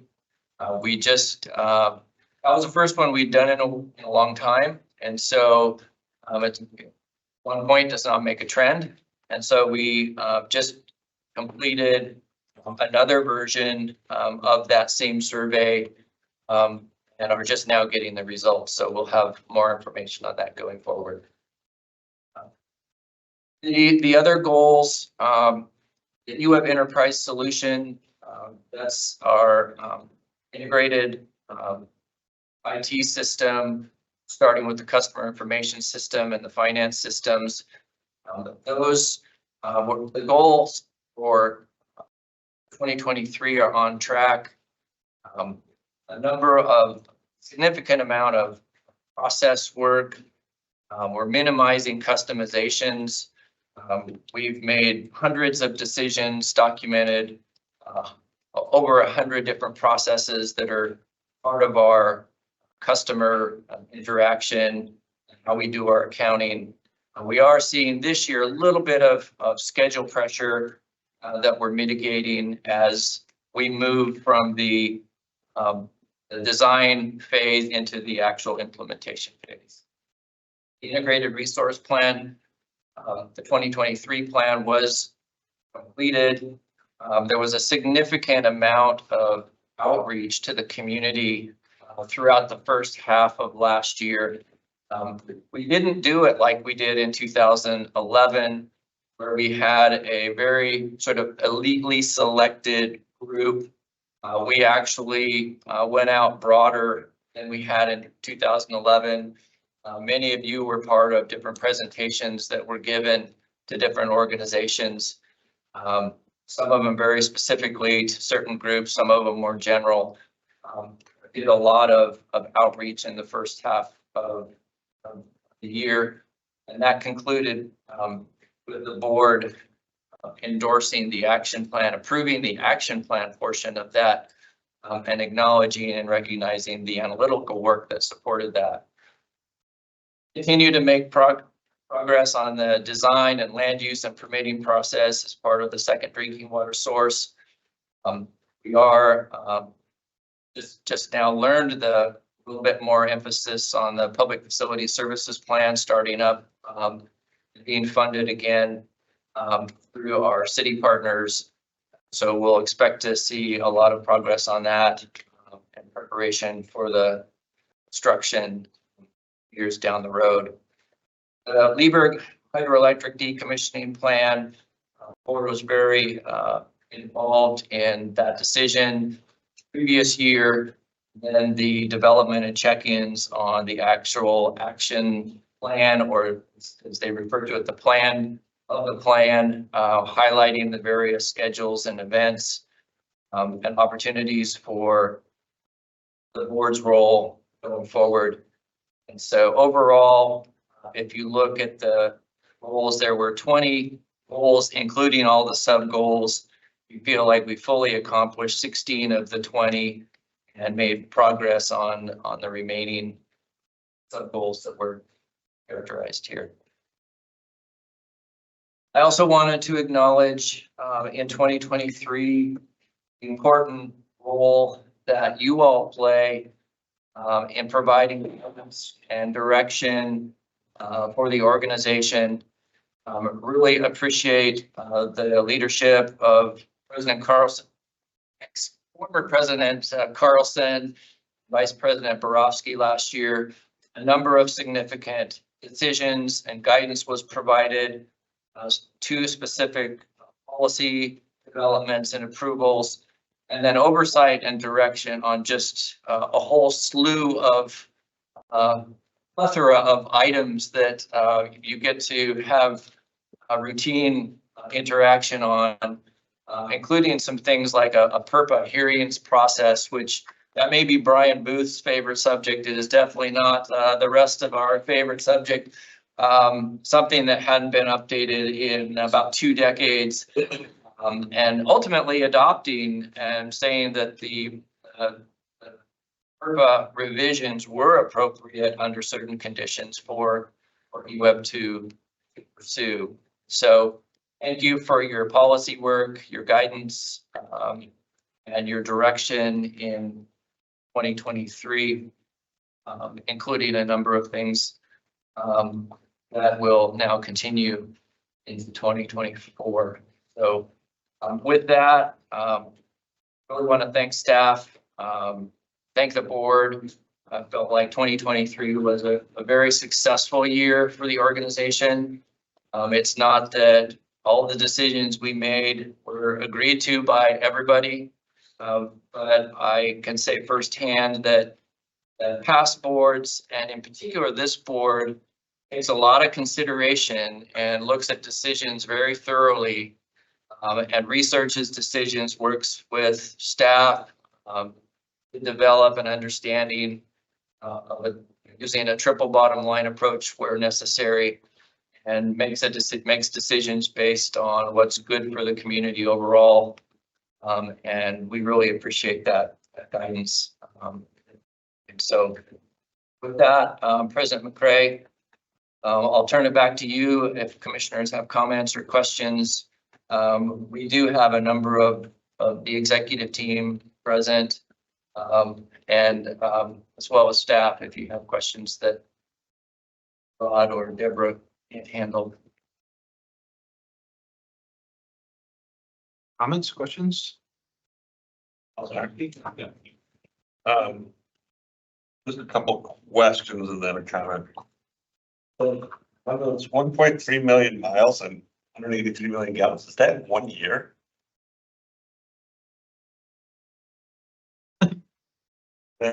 Then on the loans, on the zero write-offs, when we do a loan, do they repay us like through their bill? Is that how it's done? Okay, that's probably helpful. Very good. That helps. Yes, I was gonna Without say. a doubt, but zero is still really good because people move out. Oh, yeah. Leave. No, I saw zero. really false, and I was wondering if that was the mechanism, that if you don't pay it, there's other consequences like that. And I guess the last thing that I would like to say is a question. The question is there anything else that you would need from this board to help you maintain or achieve the goals that are up there, either the yellow ones, the green ones, or whatever? Is there anything that this board can give to you that you can articulate that would help move the needle?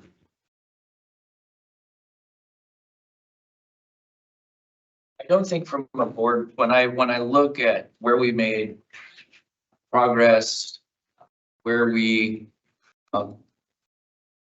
didn't make progress, some of that is just simply around the trade-offs between focus and making choices. I feel like this board provides really good direction when it comes to the major priorities of the organization. And some of that is through our regular goal development process. We started it earlier this year. We will probably start it even earlier for next year. But I don't feel like we were lacking in support or guidance or direction from the board. That's good. I just, it's a question that I've asked to other boards and staffs. It's like, is there something that you need that we're not giving you, either direction wise, financially wise, or whatever? If there is, I think a pre-ask, Commissioner Borowski, if we do get into a situation where we feel like there are major trade-offs between the prioritization or conflicts, either there's always tension.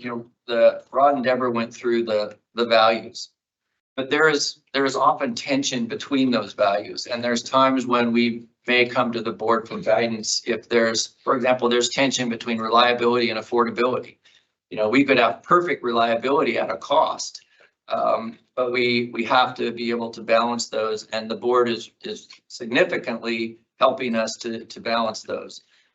If we are, the pre-ask is if we get in a situation where we're finding a major tension between resources to fulfill some goals that we've identified as priorities for the organization, we will come to the board and identify that as a conflict or as an issue that we need to resolve. We won't just come to the board and say it's a problem. We will come to the board with potential solutions that we would like guidance on. So that's a pre-ask, not that I'm expecting to do that anytime in the near future, but I do think that that's part of the role of the board. We want to have goals that are not easy to achieve. We want to stretch ourselves as an organization, but we don't want to create too many goals to where we're losing the focus of the organization. And so there will be times that we have to balance that. Thank you for all the work to put this together. I just had a couple of quick questions on some of the metrics that were shown. 6.6 weeks to approve on the electric side. I think it was slide like 9.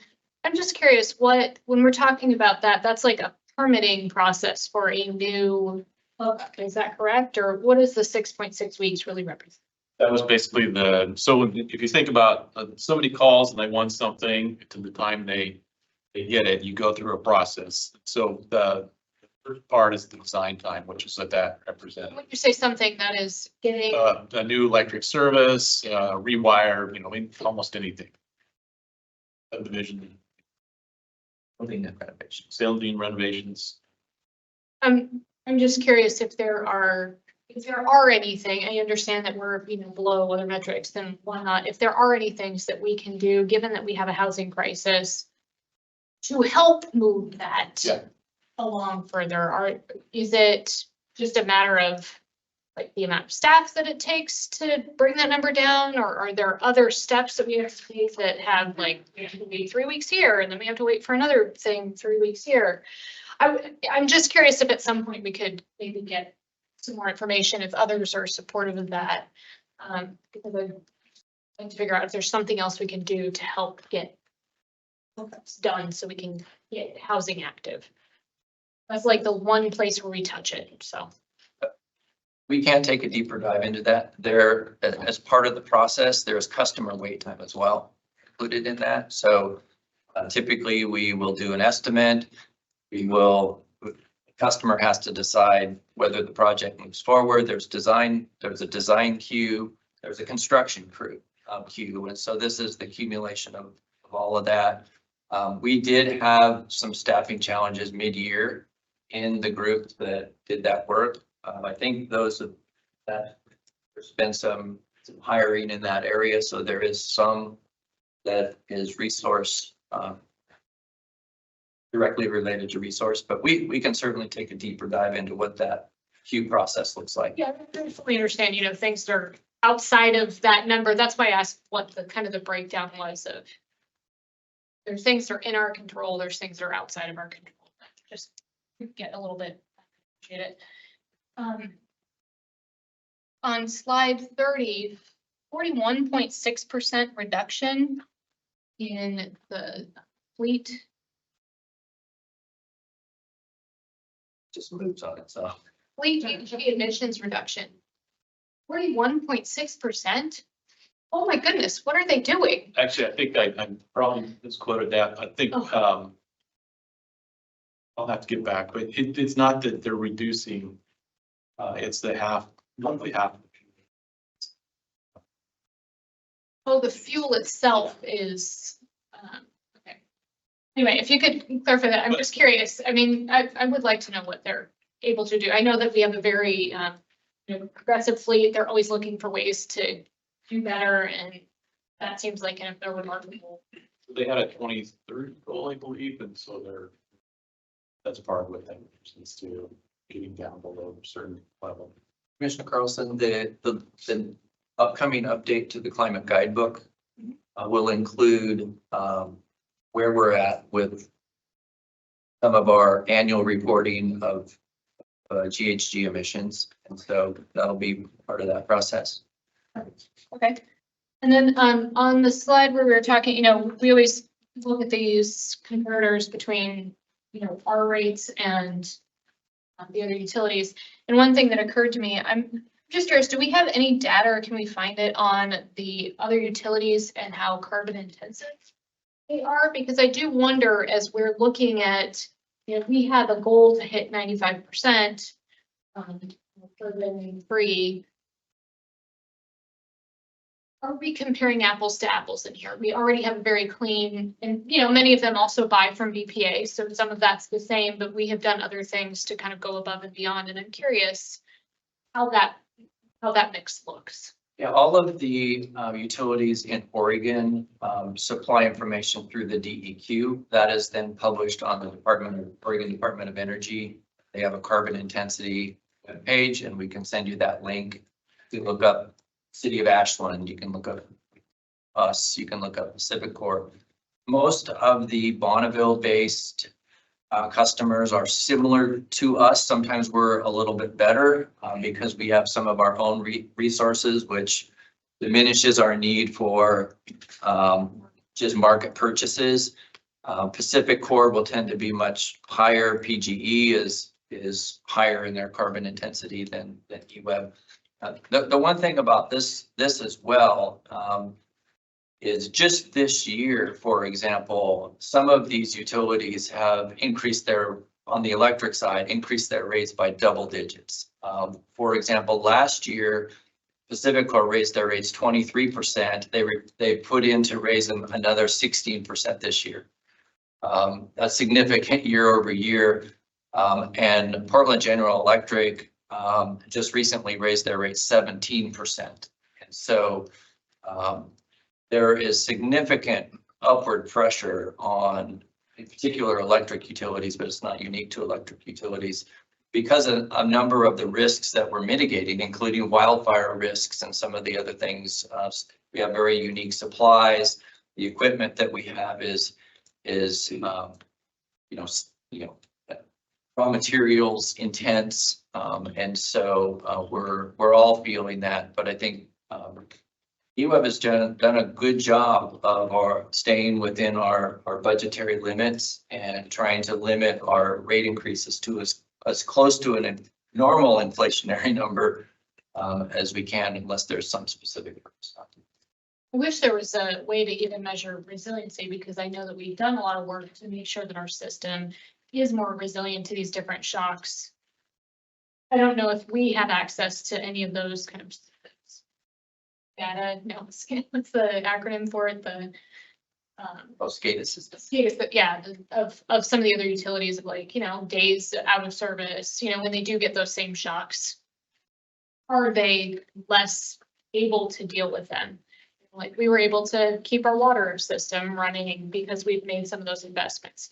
That doesn't get reflected in these dollars very easily because it's just one dollar figure, but it is a real impact to the community when we have those shocks. And we've put investments in, cost, then cost the community less when we do have those shocks. Anyway, thank you very much for the hard work, and I'll look forward to the hearing. I don't know, Commissioner Carlson, Rod Price be able to weigh into this. On the electric side of the utility, some of the standardized metrics, which are based on the Institute of Electrical and Electronic Engineers, IEEE standards, some of those measurements exclude major events because they're looking for long-term trends. But I don't know, there may be some that actually include because a long-term event would just drown out your base business. But I don't know if some actually do. We could see if there's any baselines for that. I mean, we often say that the cost to us is insignificant, compared to the amount of cost that it costs the community when we have a major power outage. You lose an entire grocery store worth of food. A business is out of power for 5 days. Those are real economic impacts that aren't easily quantifiable in here. That's correct. And Quick question, ever since COVID, we've been using this term about supply chain issues and being an impediment to meeting our goal. So what is your crystal ball, or what is your position on it? I see we just got delayed again on EMI water in 2025 because of supply chain issues. Are you anticipating that phenomenon to continue even into the future? Or how are you planning on dealing with that with your planning? he had a crystal ball. I do have an answer for that. I think is, all this. I mean, basically the pivot is to the global economy to more of a North American economy, right? So from my perspective, and Deb probably has a different point of view on it, but you can see manufacturers pivoting to more local supplies. What I really see is the price is not coming down. The pricing is pretty impactful. The price of hamburger is not the only thing that's gone up, and so we were looking at a small, short jaunt of transmission line that was $1 million. Now it's $4 million. That was only 2 or 3 years ago. So between labor and the price of materials, all that's gone up a lot. I do see the materials, though, not being as much of an issue. Although, again, this room, we were supposed to have it ready for prime time, with our new AV systems is a victim of that too. So there are still hiccups on electronics and some of those. I'd also add that operations has been working closely with the procurement group to identify supply needs so that we don't end up with last minute orders where we do have more issue, and to make sure that we've really identified what supplies we need and whether or not there are alternatives that are equally satisfactory to get the job done. So there's been some work in that area as well. I would say just anecdotally too, that you asked about comparisons to other utilities. We're doing in that ice storm. We started helping people with materials, so as opposed to taking. So we're doing a lot of things to be resilient. I think that's starting to pay off. And I'm just worried about upward pressure on rates and our 5 and 10 year capital plans. And when we were using 3% and 4% inflation, and now your example, you just gave $1 million went to 4 million. That's a lot more than 10%, and that's just standard stuff. So, just, you know, bringing up the point, I don't envy you to have to try and balance that. Keep going, but I just supply chain issue. I do think that there will continue to be upward pressure on those things that influence our rates. Supply chain is a piece of that. I see that continuing for a number of years, and I think we're going to have to take a look at how we do our capital planning, and look at more of a scope-based capital plan as opposed to a monetary-based capital plan, and see if we maintain that scope, what's the monetary impact going forward. It's a little bit different way of looking at it. And so I suspect that will continue for a number of years. If in most businesses, inventory is evil, it's sort of considered a waste. I think in this industry where, to Commissioner Carlson's point, the cost of disruptions far outweighs the lost revenue for our organization. The cost on the community is magnitudes more.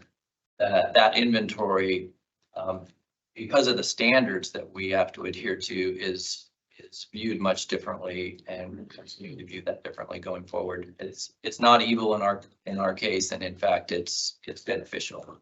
Thank you. I think it's fantastic how many of our that were either on target or achieved. So that's great.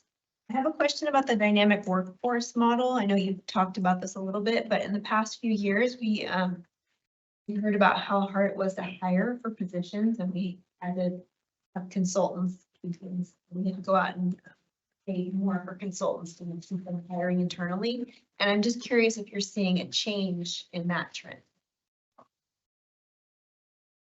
No, go ahead. So specifically, we called it the dynamic workforce model because we didn't want to call it telecommuting. We wanted it to be something that we could evolve over time depending on industry trends, workforce trends.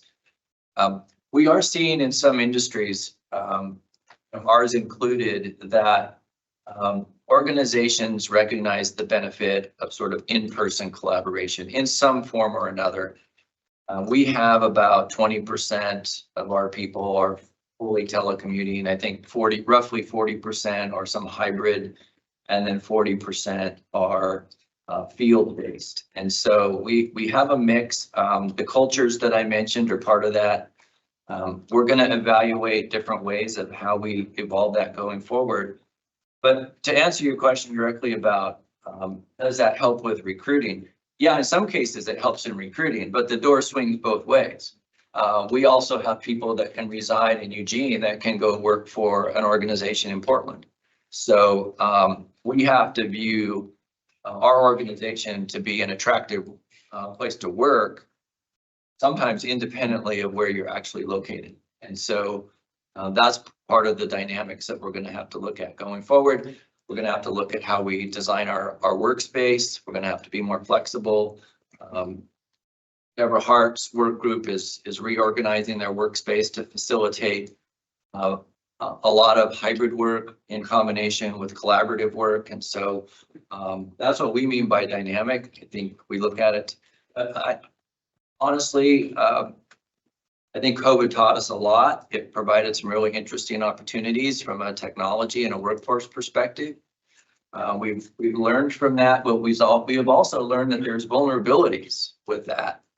An example was during the ice storm, when we thought it's great to have people who can answer the phones remotely because they don't have to worry about traveling into a facility up until they lose power.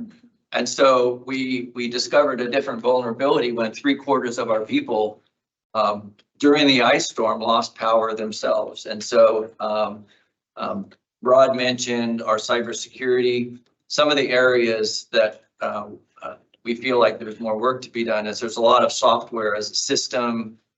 We don't actually own or have the server with the software, and we need to work with our suppliers on that side of it, but probably more than ends. Well, and I guess to follow up or to ask an additional question, what about some of the more technical or fieldwork based positions? Because I feel like that's where we were having trouble attracting or recruiting. And has that changed at all? Or are we still in the same position? So one of the things we, the dynamic workforce stuff did illustrate quite clearly in the engagement survey work we did.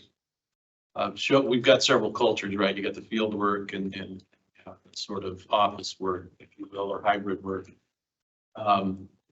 But overall, we're starting to fill some of those positions, but they're still out there just as, it's still flat out a shortage, not necessarily how you work or where you work. It's just a shortage of the talent.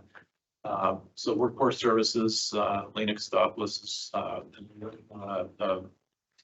workforce report recommendation that will take into account all these factors we've been talking about, safety and engagement, and some of these things that, you know, what keeps people here, what attracts people here, how can we tap into the, you know, the people in Portland or whatever. So we're working on that, and that's part of one of the goals this year, organizational goals. So you'll be hearing more about that as probably in a month or so when we get into the next quarter report, right?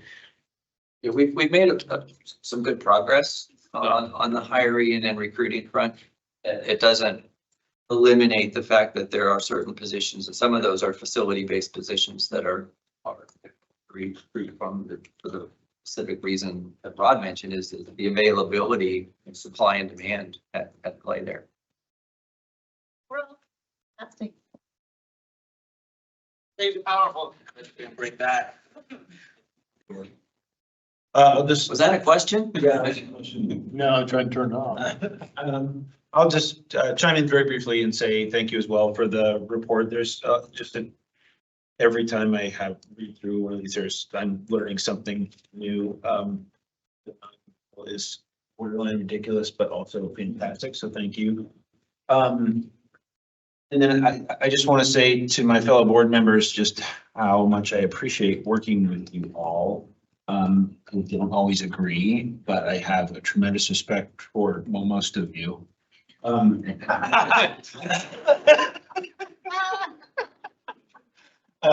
I have a tremendous respect for all of you, and I really appreciate the opportunity to work together. And the same to the staff team, the team that we engage with on a regular basis, all of you who are in the room, just the level of professionalism and respectfulness is really remarkable. So really appreciate the work. And then, you know, of course, there's hundreds of people that we don't engage with regularly, but also just want to acknowledge the remarkable work. This winter storm was just a prime example, I think, of how our team works to make things happen and to you know, keep the lights on or get them back on as fast as possible.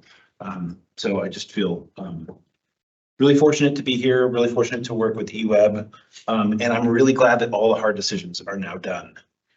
So no more hard decisions in 2024, and thank you for that. President Gray, I only heard we're going to bring you easy decisions. Good.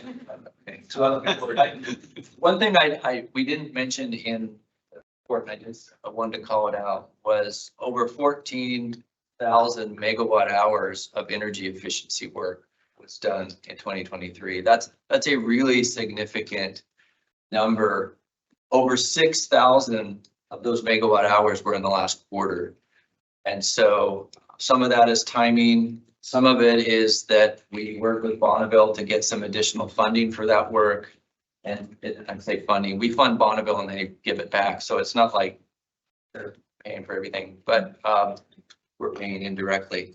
But that was a really phenomenal effort at the end of the year by that team. So thank that team, Julie. Thank you. It's a pleasure to work with all of you, most of you. I mean, I didn't name names. Nobody named any names. Right. The next item is the 2025 Integrated Resource Plan and Energy Resource Study Kickoff Scope and Analytical Plan. Fun stuff. Right, title, Ben and Brian. Wow.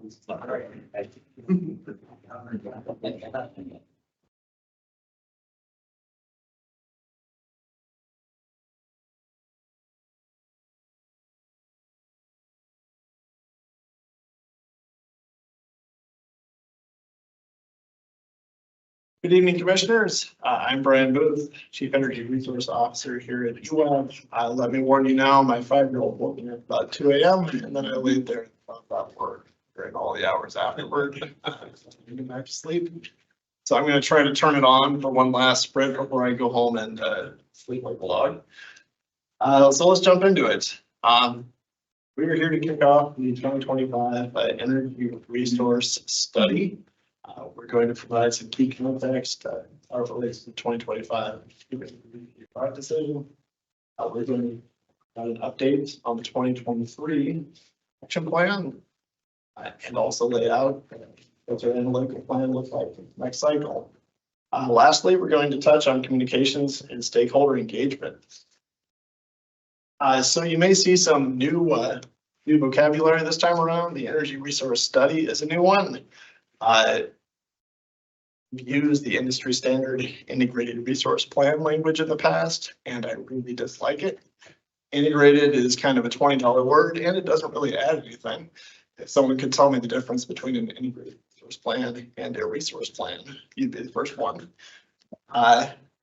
Second of all, the word plan is kind of a misnomer, and that the study is a study and the action plan is a plan. But when we've got this document that says plan at the top of it, people kind of think that the study is also a plan. So we're trying to be more clear this next time around. So right now, we are kicking off the energy resource study, which is the analytical part of this. This is where we do that least cost study to determine what is the most efficient way for us to deploy resources on into the future for the next 20 years.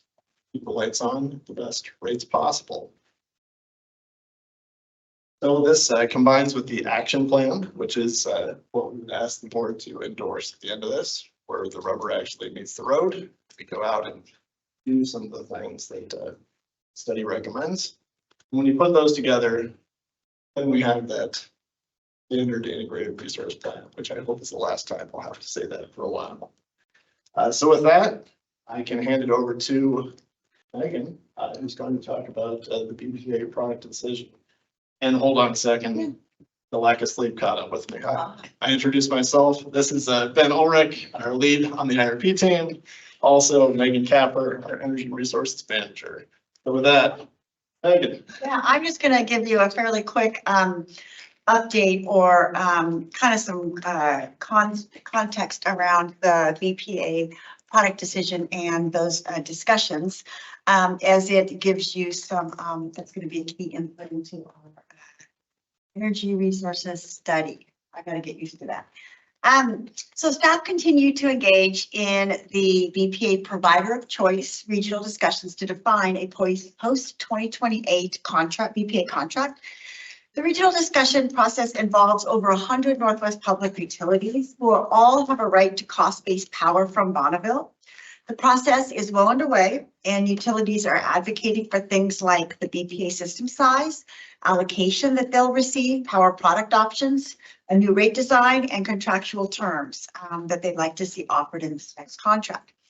I want to introduce a couple of concepts that we will talk about later around the BPA contract that will, it's just kind of a little bit of an introduction. First of all, Bonneville is governed by federal statutes.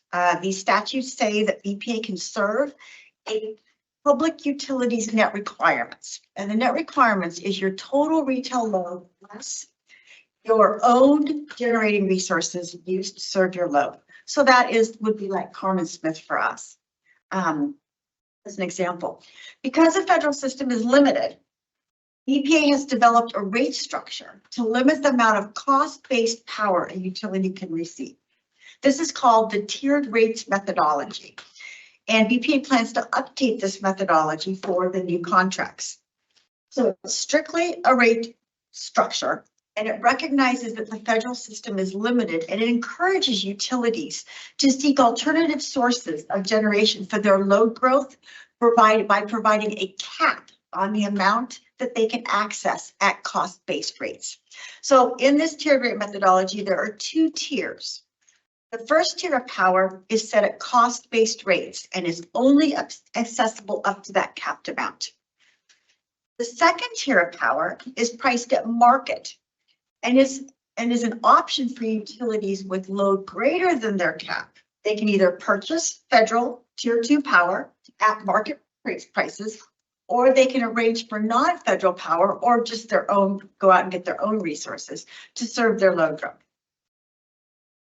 So in order to access the tier 1 power, BPA is defining products offerings for a variety of service levels as they do today. These are things like the load following, which is a higher level service, and the slice block product that has a lower level of service, and the utility has to do.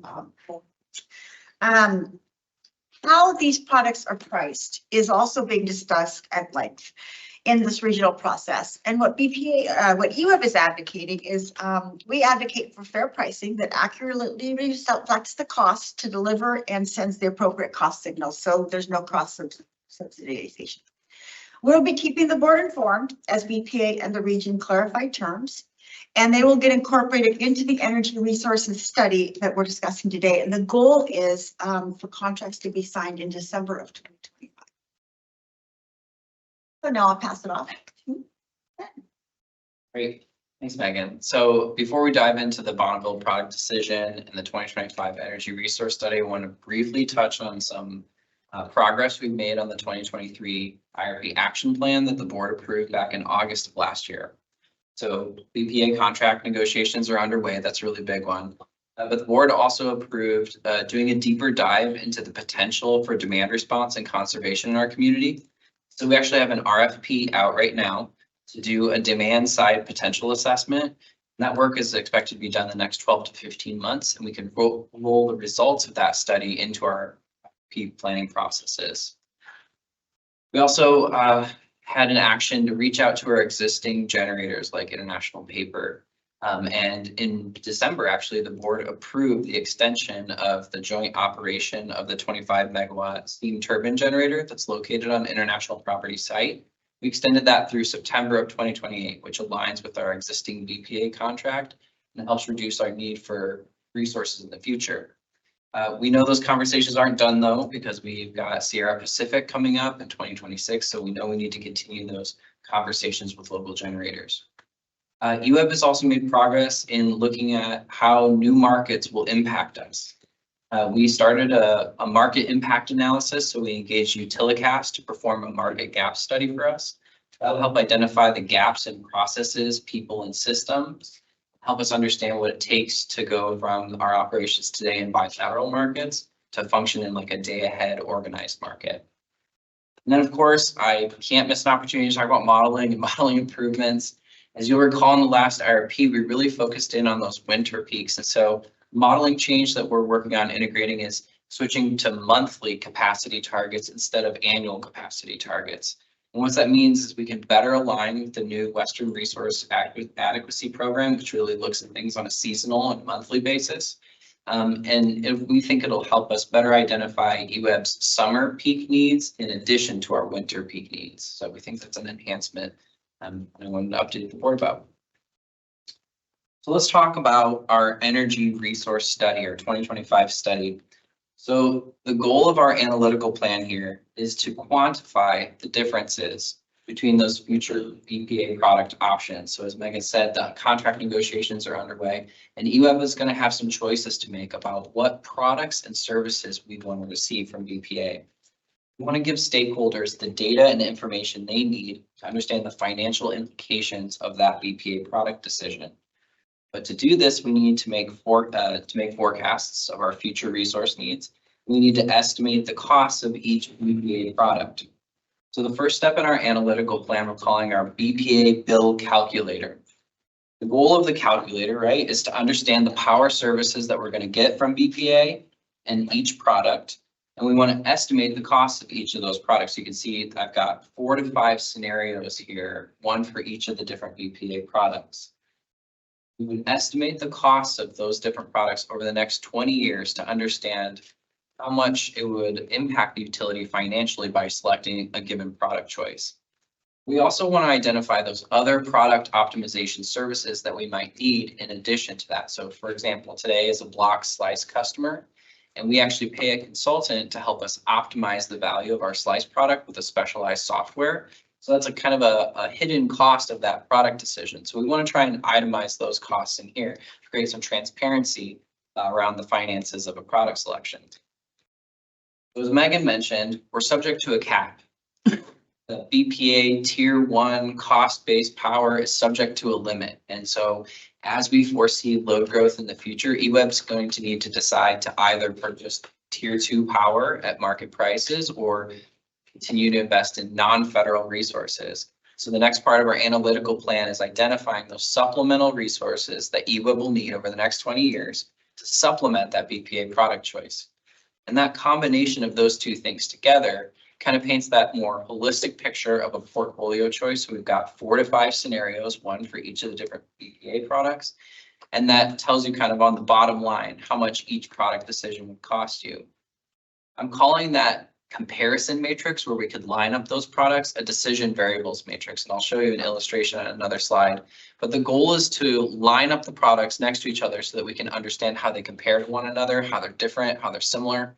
And this is also an opportunity to do some risk analysis where we change our assumptions. We see how the products may respond differently to uncertainty and try and create more product differentiation so that we can understand the impacts of a given product choice.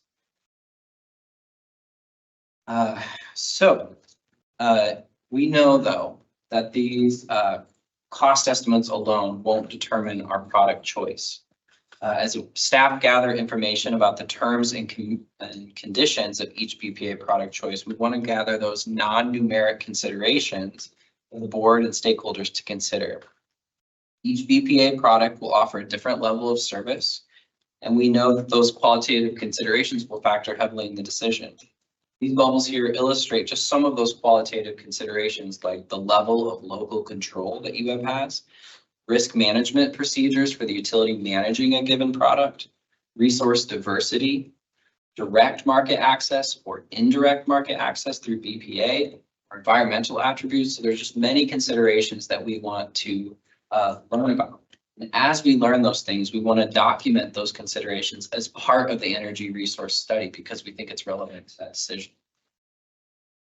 So I want to put the decision in context. So here's an illustration of what that decision variables matrix can look like.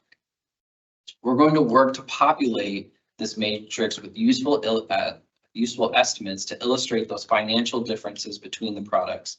And this is just an illustration, so I don't want people to get high centered on the dollar figures. They don't mean anything, they're just plug figures at this point. But the key point here is that we need to put things in relative to the level of service that you get from Bonneville. So an example of like a high level of service is the load following product. That's an example of something that Springfield Utility Board has. EWEB currently is maybe more of a mid-level product where we have a slice product where they don't provide all the services for us. We do some of those things ourselves. And so the goal here is to kind of itemize each of those costs. As I said, the BPA costs through our bill calculator, the non-federal supplemental resources, as well as those optimization costs, and give you a bottom line picture. And then we need to put that into context before making a BPA product decision. So the goal here, management will ultimately consider both the quantitative and qualitative aspects of the BPA product choice before making their recommendation in late 2025. To show you a timeline of how we see that all fitting together. But before I get into the timeline, I also want to make sure we take some time to talk about our stakeholder engagement and our communications process. So I want to give a shout out to Aaron Orlowski. He's our communications person. I'm sure you've seen him out in the community talking about the integrated resource planning. He is actually out on paternity leave right now, which is wonderful. And we're excited to have him back when he's back. But Aaron and the communications team are going to be spearheading all the stakeholder and communications efforts associated with this IRP. And so Really similar to the last IRP, you're going to see board presentations about key topics. You're going to see correspondence coming from us. You're going to continue to see the publicity and earned media, as well as the educational campaign. So the goal is to, again, draw in the community and continue educating them about these power supply decisions that we have coming up, so they understand what's going on, how they can influence that process. But we also have a new enhancement this year that we're really excited to roll out. As we looked at the diversity, equity, and inclusion policy, we saw an opportunity to improve our engagement across a diverse set of stakeholders. So we're rolling out a new concept called the community table. Our vision for this is that it'd be less than 20 people, and the goal would to be represent our community's diverse interests, and that could be involved from low-income representatives, environmental communities, civic organizations, business community. The goal is to have that diverse representation that is learning about these energy resource study results and assumptions, everything the board's going to learn about, learning right alongside the board. We want to be really clear, though, that this is not like the 2011 advisory group that Frank mentioned, whereas that elite group of selected individuals. The goal is to bring everyone along in this process. And so the community table as a focus group is a place that we can share those energy resource study results, findings prior to a board meeting. We can share those community initial gut reactions with the board when we come to present on a given topic. So it's kind of a way to test the community's reaction to things and solicit some good discussion. And the communications team will start working on forming that group very soon here and send out invitations to join in the spring. So last slide here, the timeline. And so we're here at the kickoff, March. We're doing our kickoff, and then we won't be back to the board until June, where we're going to gather an educational overview of all the different BPA product choices as they exist. We know it's kind of a moving target, and the products are being negotiated currently, but we want to make sure we educate the board as much as possible in the community about different BPA products as they exist, how they could exist in the next contract. And then we'll be back in September with our annual IRP update, which is a standard process, but we thought that was a great time to do a deep dive into the assumptions that we'll be using in the 2025 energy resource study. And in December, we want to bring back that matrix, kind of populate it with the information that we have so far, and provide those initial results to share with the board and start getting some reactions and some questions. And then come back in Q1 of 2025, share any sensitivity results, answer any questions that come up from the December initial results, and then targeting completion for summer of 2025. So we complete the study, gather all the relevant information, and give management time to sit down and review the study results, form a draft action plan, and make a BPA product recommendation. And ultimately, we would bring that to the board for endorsement of the action plan and the BPA product decision in late 2025. And then, as Megan said, the goal is signing a new BPA contract in December of 2025 at this point. That's how we see everything coming together for our analytical plan as well as our stakeholder plan. And we're seeking the board's support tonight on the overall direction. I'm curious to hear your feedback and reactions. And with your support, we'll plan to execute on these plans that we've laid out.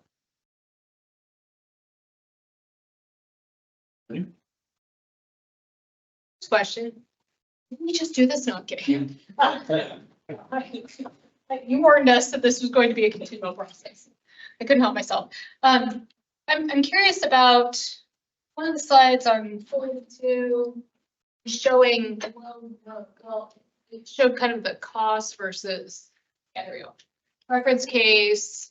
It looks like there's only a couple of them that actually have change in energy is lower. I'm assuming, yeah, it's just a graphic for graphic sake, illustration, like an illustration of anything that we're actually doing, right? Correct. We're assuming that we will have low growth. Correct? Yes, sorry. Some of the scenarios actually have, a decreased load. Yes, we want to look at like load variability as the sensitivity for the product choice. So this chart is an illustrative chart from our last IRP to kind of show how we did sensitivity studies to look at how different different cases that we analyzed had different impacts from the changed assumption. So, yeah, I don't want to get high centered on this particular graphic because it is borrowed from this last. Just wanted to double check.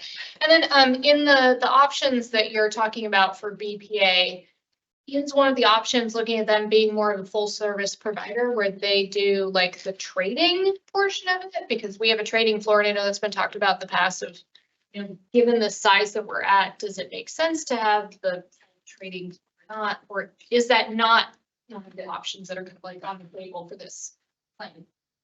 Not plan, sorry. Energy resource study. I'll get there. Yes, the short answer to your question is yes. The way that we go about serving power, acquiring power for our customers is entirely up for discussion. BPA offers a wide variety of products. Last time around, it made sense for us to go the direction we did. So we know more about what the next generation of product is going to look like. We simply don't know what will make sense for us. And so some of this ties into what BPA is offering, right? I mean, it's what we anticipate that BPA will offer, but it's also BPA have they actually released the products that we think we will give to you? They have released structures of products that they will give to us, but as with everything, it's the price. I might like a red car more than a white car, but if the red car costs another few $1,000s, I've got to think about it, right? Yeah. Got it. Mr. Carlson, I was just going to add that the short answer to your other question about the business model that it creates for EWEB, I think where you're going with that. The short answer, as Brian said, is yes. The interesting part about the Bonneville decision is the Bonneville decision could facilitate certain futures depending on which Bonneville product we take. For example, the fact that we have a slice product from Bonneville where we're managing water lends itself to where we have to manage water. So we have to have a trading floor to be able to have that product. So it's not just the business model part, it's the Bonneville piece can influence the eventual business model part. So they kind of work together. And because we have a cap, does that mean that we're not beholden to that sliced product necessarily, but we are, the cap is separate from that? Yes, so it's a contracted high water mark, as they call it, that's on there. And that is independent of the product we select within that cap. Okay. If we go with a full services option, then Bonneville could be the supplier of both the tier 1 part, which is capped, but also whatever growth we happen to have, they would manage that, obviously at a cost. And that's what we have to figure out. What is the best cost? What gives us the most opportunity to deal with I'll say the unknowns that we're going to have to test the resiliency. What happens if growth increases more than we thought or decreases? One might cost more than the other in that scenario. So we'll have to test all that out. And I can tell Ben's just like ready to go already. And Megan is arm wrestling with a federal agency. So how much more fun can that be? Okay, last question. Based off of that, then we have our owned generation. If for some reason we chose a product through BPA, we were managing more of it and we didn't have a trading floor, I mean, would they then manage Carmen? I don't know how that works. Yeah, sorry. BPA has expressed zero interest in managing utility resources. So we either need to manage Carmen or we would need to contract out with someone else to manage it. Or we would have to sell Carmen and acquire something to replace that energy. Thank you. I'm done. Like I said, remember when I said there's lots of choices? And these are easy decisions for you, Commissioner McCray. Thank you. General Manager 20. Brown, and then over to Mindy. Quick question on between the tier 1 and tier 2. When they have a low water year and they're just tier 1 has one allocation amount and tier 2 market has a different. So they have a low water year. Do they portion that or do they keep that same amount of tier 1 in the kitty and cut back on tier 2? So tier 2 is completely market, so it's completely different products. if we don't know what these will be, then we'll go do different price strips for. Or to get, let's just, I think what you're asking is what is tier one? And tier one is based on their firm output. right, firm output, but if, let's just say it's so many megawatts. Yeah. Gigawatts or whatever they produce, and then they have a little water year, so tier one, they're not gonna generate as much electricity. There's just so much of the inexpensive stuff and the expensive stuff. Do they allocate that, or do we still get our full quota of the tier one? We get our full quota of the tier one. Okay. And then that's where the surplus comes in. Anything in those better water years, anything that is above is anything above what they call critical. It's their critical firm. Then they go out and that's where we get the surplus. And then my second question is about, one of our largest customers, I think, is the University of Oregon. Don't they have a cogen facility that they're not using? And I have never heard that capacity discussed in any of these things. And so is that something that we're just not talking about? I mean, because they've got a natural gas cogen facility sitting there and it's not generating electricity. So when does that, we just forget about it, or what's happening in our community about that? It's one of my favorite subjects. I'm under the bus already. It is something that we're privately talking about. Fine, I just asking because I haven't seen it in the hierarchy of conversation, so. We're having discussions Resiliency. talking about ideas. Good, thank you. That's all I got. So first of all, I really appreciate the modeling update that we're gonna do it monthly, and we're gonna look at summer peaking. I think that will be super helpful for us. But back to this idea about energy generation. I know that you're gonna give us all of the quantitative numbers and everything, but something that keeps getting kind of mentioned every once in a while is how much local generation do we want to own as a utility? And I'm just wondering, when do we have that kind of discussion? It's not just qualitative, but it's more of a values-based thing, especially as we're looking to just decisions like how much local dispatchable energy do we want. I don't know, it just seems like a much bigger, broader conversation. And I'm wondering, do we ever have that, or do we just throwing it out there? I'm looking your way. I imagine that as part of the greater business model discussion. Certainly one product lends itself better to that than others. Yeah, I think it's to steal back Brian's term that he threw out integrated. He got rid of integrated. I'm gonna pull it back in because I think there are some parallels between this process and the discussions that we have to have as an organization in the context of this. So sometime over the next 2024 and 2025, as an organization, we need to get a sense of what the board's feeling is about owning generation versus buying on a market or long-term contracts, or, we need to understand what priorities the board has that could influence a product decision. So we'll have to have a feel for that as part of something that provides context to this. So that'll be scheduled slightly separately from what Ben showed, but he also showed that there was a phase where there was a qualitative discussion, and we need to have our conversation about a business model before that. Great. And then my last question is about the stakeholder community engagement piece. And are you envisioning that we're going to have a bunch of small groups with 20 people, or we're just going to have like 20 people that are representative of different parts of the community? I think right now we're picturing a single group. Help to do recruitment to see who we can find. I think that's underway, but I think our vision right now is a single group. I am a little curious about that. Maybe I'm stereotyping, but I can imagine what people from each kind of silo might have to say. And so how will we get anything that's helpful or useful from that? I've got a lot of thoughts on that. I think we heard a lot from certain stakeholders in the last process, and I think we're seeing a need to be more intentional with our outreach. And to try and, I think one of the visions was to try and put people in the same room together, because I think there is some benefits to having shared conversation. And I think that's where we see those values trade-offs, the trade-off kind of conversation kind of comes to light. And I think those are kind of the learnings that we want to get from the focus group and then share with the board to say, these are some reactions or these are some conversations we saw.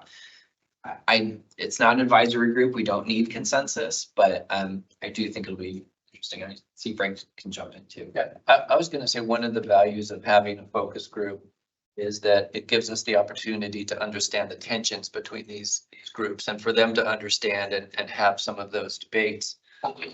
This does not eliminate the fact that we're going to be doing a lot of outreach to the general community as part of this process. So a lot like we did with the last one, we had meetings with environmental groups, we had meetings with neighborhood associations, various Rotary groups. I mean, that will still exist, but this is kind of our way of saying, okay, we're gonna test some of these ideas so that when we come to the board, we can say, these are the tensions that we're feeling between groups with different values. And so it's a tool that we wanted to use to enhance our knowledge before we come to the board and say, okay, board, go out to the world. And we don't want to blindside you and your work. We want to understand that more going.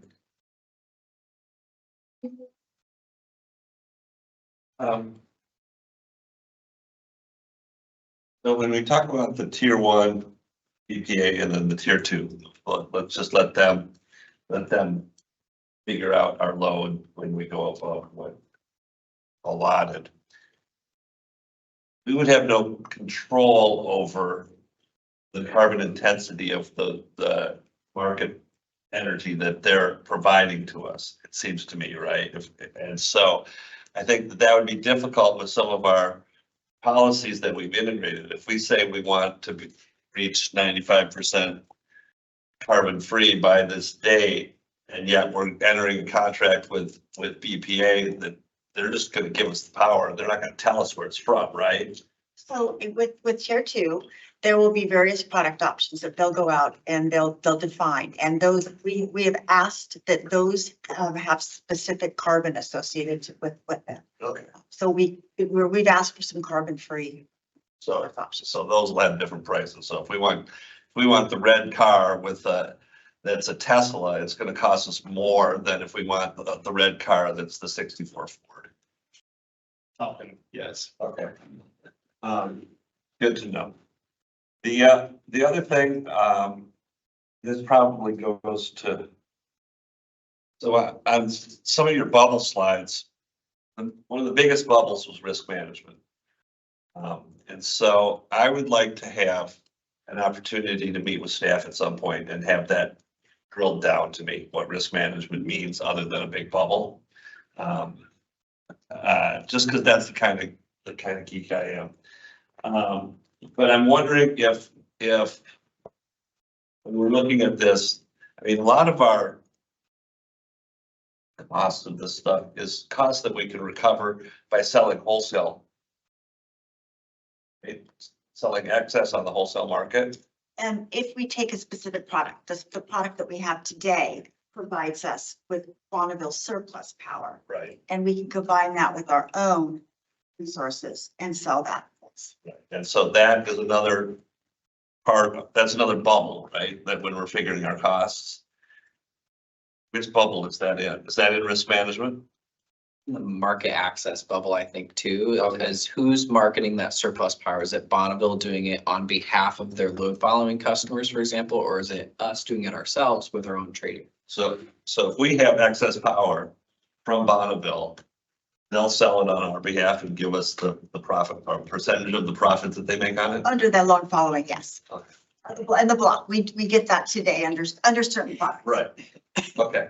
All right. So that answers my questions. And at some point, I would love to have a tutorial on the risk management. Tim, our risk manager, is sharp as a tack, and I'm sure Deborah would love to show him off. Thank you. I just have a couple of comments. I guess one with the community focus group, I think that's a good idea. I'm super eager to see, we end up getting to participate in that way. I do think that we should think about paying people to participate if we're not already, especially if we're looking for lower income households or renters. And I think both of those, we need representation from both of those groups because they tend to not be as well represented in our processes. And then the other thing that I wanted to bring up is, and this kind of gets back to the local, it's not so much the local ownership, but what we have local control over. And it seems like if we're thinking about what we're going to be buying from BPA, which has, I guess I'll assume, a relatively low level of local control compared to contracts, for example, for generation that's here in town. That it would be valuable for us to understand, or for me anyway, to have an understanding of how much generation or other resources we have that are local, that we have local control over, in comparison to our essential functions. So the things that I would put in that category are like 911 call centers, right? Cold start capability, our water system operation, of course, emergency response functions, hospitals, and most importantly, sewer operation. Maybe not most importantly, but as importantly, we want that to keep functioning. Anyway, from my perspective, as we're thinking about making decisions about longer term contracts for relatively remote resources, it would be valuable to have a comparison of those two things. Yeah, President McCray, a number of years ago, and I'm going to speak sort of in general at this point, we can go back and quantify this more for sure. We looked at what our top loads under emergency conditions would be, emergency services, drinking water and wastewater, that was included in there. Hospitals, police department, there was some basis, and this was the really essential level. You could also say that there's tiers to this as well, but that essential level, if I remember right, was around 20 megawatts or so. When you look at Seneca, for example, Seneca is 20 megawatts. Carmen Smith, on average, we don't run an average, we ramp it up and down. On average is somewhere between 25 and 30 megawatts. Now, I'm not sure if that's local, it's 70 miles away. On average, Walterville is 8, 7.5. So IP is 25. So you can see it definitely at the lowest emergency level, our local controlled surpasses the basic functions. But we can go, and as part of this discussion that Commissioner Schlossberg talked about and the quality of that, we can quantify that further for you. Yeah, that'd be great. The tiered version would be super helpful if that's possible. And it's great to know that we have locally controlled resources that can probably cover most of our primary functions. If it would be valuable for staff, it seems like having some clarification around what our board level expectations are there could be, that's something that we could potentially provide, right? Right. The state also does allow for utilities to have resources that they procure for a certain number of hours a year for emergency purposes. And that's something that will tend to be dispatchable resources like a natural gas facility that you're only using in sparing or emergency situations. And there's actually the state facilitates that through some of how they manage and how the laws were written. So not that that's where we would go at first, but we need to, in this context, we need to be able to evaluate what options we have. Probably Italian restaurants are like right below hospitals. They're somewhere in that tier and a half range, we just check it. It can be very essential. And is Thai above or below? All right, that's all I have. Did you get everything you need from us? I'm sensing support, so I we're running with that. Yeah, great. Thank you.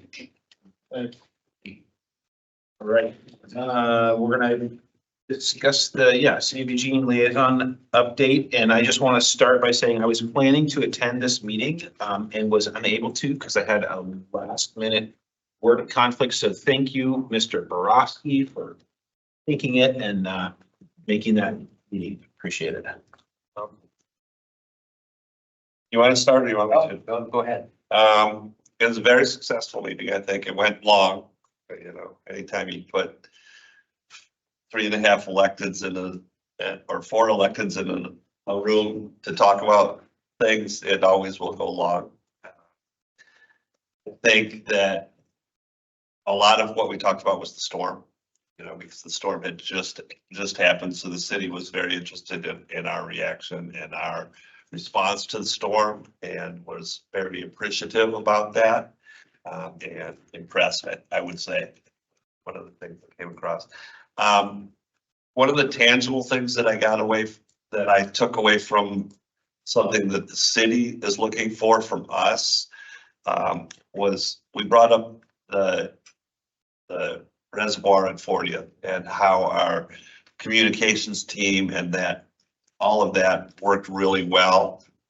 They were, at least the electeds were interested in being able to have that information conveyed to them so that when their constituents call and say, what's going on at College Hill, they're ready with that answer. And so that's something I think that we learned really well and they would love to have us be able to relay that in a fashion that they can use going forward. Because I think that when we start doing College Hill, it's going to be a different type of reaction than we had at East 40th. But I think it's going to come from not only to us, I think it will come to the city as well. So that was something that they were interested in. Electrification was something that we talked about, and our climate guidebook. The mayor was really excited to have that shared with them when the new update comes out. So I'll pass it to Frank, what his notes he thought. Thanks, Commissioner Borowski. I'd add 2 things. One is we asked for support when the time comes for changes to the public facility services plan, giving them a little bit of a heads up on that. And they seemed very receptive and totally understood the need for an alternative drinking water facility. And the other one was they actually volunteered to potentially look at their franchise agreements with telecom companies and adding requirements for them to improve their vegetation management, include that in the franchise agreements. So that's something that we'll have to look into. I don't know quite what that means or what the timing is or how that would be administered or if they can do it. But I thought it was a nice thing for them to offer. And at least the council president, vice president, city manager, mayor seem to be open and receptive to that idea. So we'll have to do some further follow up on that. I have a question about the College Hill reservoir stuff. I know that Jen and Christine did a really great job of engaging the community and will any of city staff be invited to some of those events that we have? I think it could be helpful to them, especially as people start talking about the things that they have control over, like the amenities and designs, and some of that will have to be in partnership with the city, I'm assuming. So yeah, so right now I know, and Laura's not here. I know that we're coordinating a lot with the city around the permitting process and all the details associated with that, the land and how that's structured and all that. So there's a lot of coordination between our project people. From a communications perspective, I'll talk about how we can further the people who maybe aren't involved in the project directly, but or there's others who would have an interest. The other thing I might suggest is they sign up for the email list, which will give them probably updates more than they will ever read. I have a suspicion, but we're coordinating really tightly with the city on this project. It's because it's so important and impactful to a neighborhood. Laura and Jan and their teams, Wally, et cetera, are coordinating really tightly with the city. On the Liaison update, I was just curious, who are the people that you're now going to be meeting with? So it was Randy Gross, Matt, Eugene, Mayor, and Sarah. Okay, so it's the same group that we. But it's Matt is different. Last year it was it? It was supposed to be Matt, but Yeah. it was no meeting. I was just curious if they had. Yeah, Matt is president and Randy's vice president. Okay, so that's the. Got it. Thanks. Just a suggestion. I know the city's doing this outreach with the commercial buildings and industrial buildings and things to electrify them. And I participated in one of those and I wish somebody from EWEB could have been there because there's a lot of people that are clueless about what our capacities are and what the options are. I mean, they're talking about, well, we can put some solar panels on the roof of a 100,000-foot building and heat it and cool it all winter, all summer. And it just, things like that were coming out of some of this discussion groups where I sat there and I said, I just wish somebody from EWEB would be there. And they're having 3 or 4 more of them. They're done through the Chamber of Commerce, city staff, and they're taking input from people like myself that are in some of those businesses. And so I just would throw that as a suggestion because I suspect there's going to be a lot of misinformation or misconceptions coming out about what the capacities are and what the options are. That city planning. This city, yeah, It's, you know better. the follow-up to the natural gas ban. The council said to go back out and learn from the community, from the targeted businesses. So they did one with the hospitality industry. They did one with the warehousing industry. They did one with housing complexes and stuff like that, roundtables to gather feedback. To be quite honest, the people that I've talked to that have attended those kind of felt that some of their feedback wasn't being received very well from some of the city staff, but we'll see when they come back and present to council with their recommendations. My only concern is if it gets back to council level and they adopt an ordinance that's not achievable from our perspective, from our capacity to supply it, or even, in 4 or 5 years, we've got to have to look for other energy sources. And really, I thought you guys had more power and you know what to do with it. 3 times we don't. And so those are just little information things that I think we need to hear. This group, because this group's going to go back to council, then council's going to adopt more. And I'd like to see it be successful. I didn't, I'll ask for potential concurrence from Commissioner Borowski. I didn't get the impression from city leadership that we met with that they were looking to create an ordinance to force this kind of action. I just didn't get that impression. I got the impression that they were looking for feedback, but what they use that feedback for, I didn't get a strong feel for it. I mean, yeah, the idea was after the natural gas, was ruled against in Berkeley, and they pivoted on that ordinance. They still wanted to achieve their climate goals, and so they were looking for ways to implement their CAP 2.0 and their ordinance that they have on the books. And so it was a way to gather more input and see what ways there are to help achieve those goals. It's kind of the direction that council gave to staff.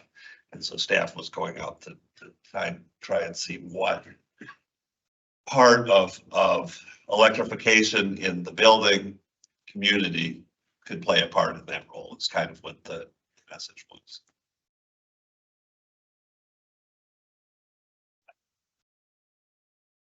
Let us know if you hear more on that front.